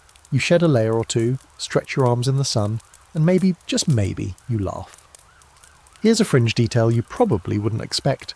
Some frontier families held spring thaw feasts, not fancy, just bread, dried fruit, maybe meat saved from the root cellar. A few flowers set on the table, a fresh tablecloth, windows thrown open to let in the smell of wet grass and possibility. They called it all sorts of names, Green Day, the Thaw Supper, Icebreak, but the meaning was the same. We're still here. Historians debate whether this sense of seasonal survival was unique to the frontier or simply more visible there. Some argue that even people in towns felt it just as deeply, while others believe only those who fought for every coal, every egg, every degree of warmth could understand the sheer magnitude of spring. But if you've ever come through a winter with cracked hands, raw lungs, and shoes full of thaw water, you don't need a historian to explain it. You feel it, and now here you are. The air smells like wet sage. The snow is gone from the south side of the barn. Your cheeks are sunburned instead of frostbitten. You've started making plans, real ones, planting, fixing, living. The worst is over. Until next time, because there will be a next time. The West doesn't forget. Winter always comes back. But you'll be ready. You've seen its worst and made it to the other side, scarred maybe. Tired, but not beaten. You walk to the edge of your land, stare out at the valley below, and think of every cold wind-scoured night you didn't think you'd survive. You did! And that egg in your pocket, you're going to fry it in real butter tomorrow. You're still here. That might not sound like much to someone who's never cracked ice out of a well with bare hands or slept beside a fire that wouldn't quite catch, but out here, in this wide, brutal, snow-crushed land, still here is everything. You didn't freeze to death in a drift. You didn't get lost in the white silence. You didn't starve. You didn't vanish. And when the cold pressed in so close you could feel it inside your bones, you pressed back harder. There's a quiet kind of triumph in that. And it's not just you either. Think of the others, the kids who made it through the winter wearing one pair of boots between three of them. The women who kept whole households running while the world outside howled like a wolf at the door. The men who rode out in sleet and sleet and sleet again just to deliver a letter or rescue a neighbour, or check on a fence post that might mean the difference between starving and not. Even the animals did their part. The dog curled tight by the stove, the horse that pushed through another storm without question, the chickens who huddled in wool sweaters and kept laying. Every heartbeat out there in the cold was a tiny act of rebellion. You learned things you didn't expect to, like how silence can be deafening, how soup made from bones and snow can still taste like hope, how survival sometimes comes down to string tied between you and the front door, and how warmth isn't just a fire, it's a hand on your shoulder, a voice in the dark, the sound of laughter even when there's not much to laugh about. Spring's here now. The hard part is over, for now, but you won't forget what it took. The next time the wind shifts, the clouds pile heavy, and the first flake lands quiet on your glove, you'll remember. And you'll be ready, because you've done it once. You can do it again. So tonight, wherever you are, whether you're curled up under a heavy quilt in a warm room, or just picturing yourself beside that old frontier fire, let yourself feel it. The weight of survival lifting off your chest, the way the world, after all that, is still turning. Still thawing, still yours. Sleep easy now, the storm's past. You're still here.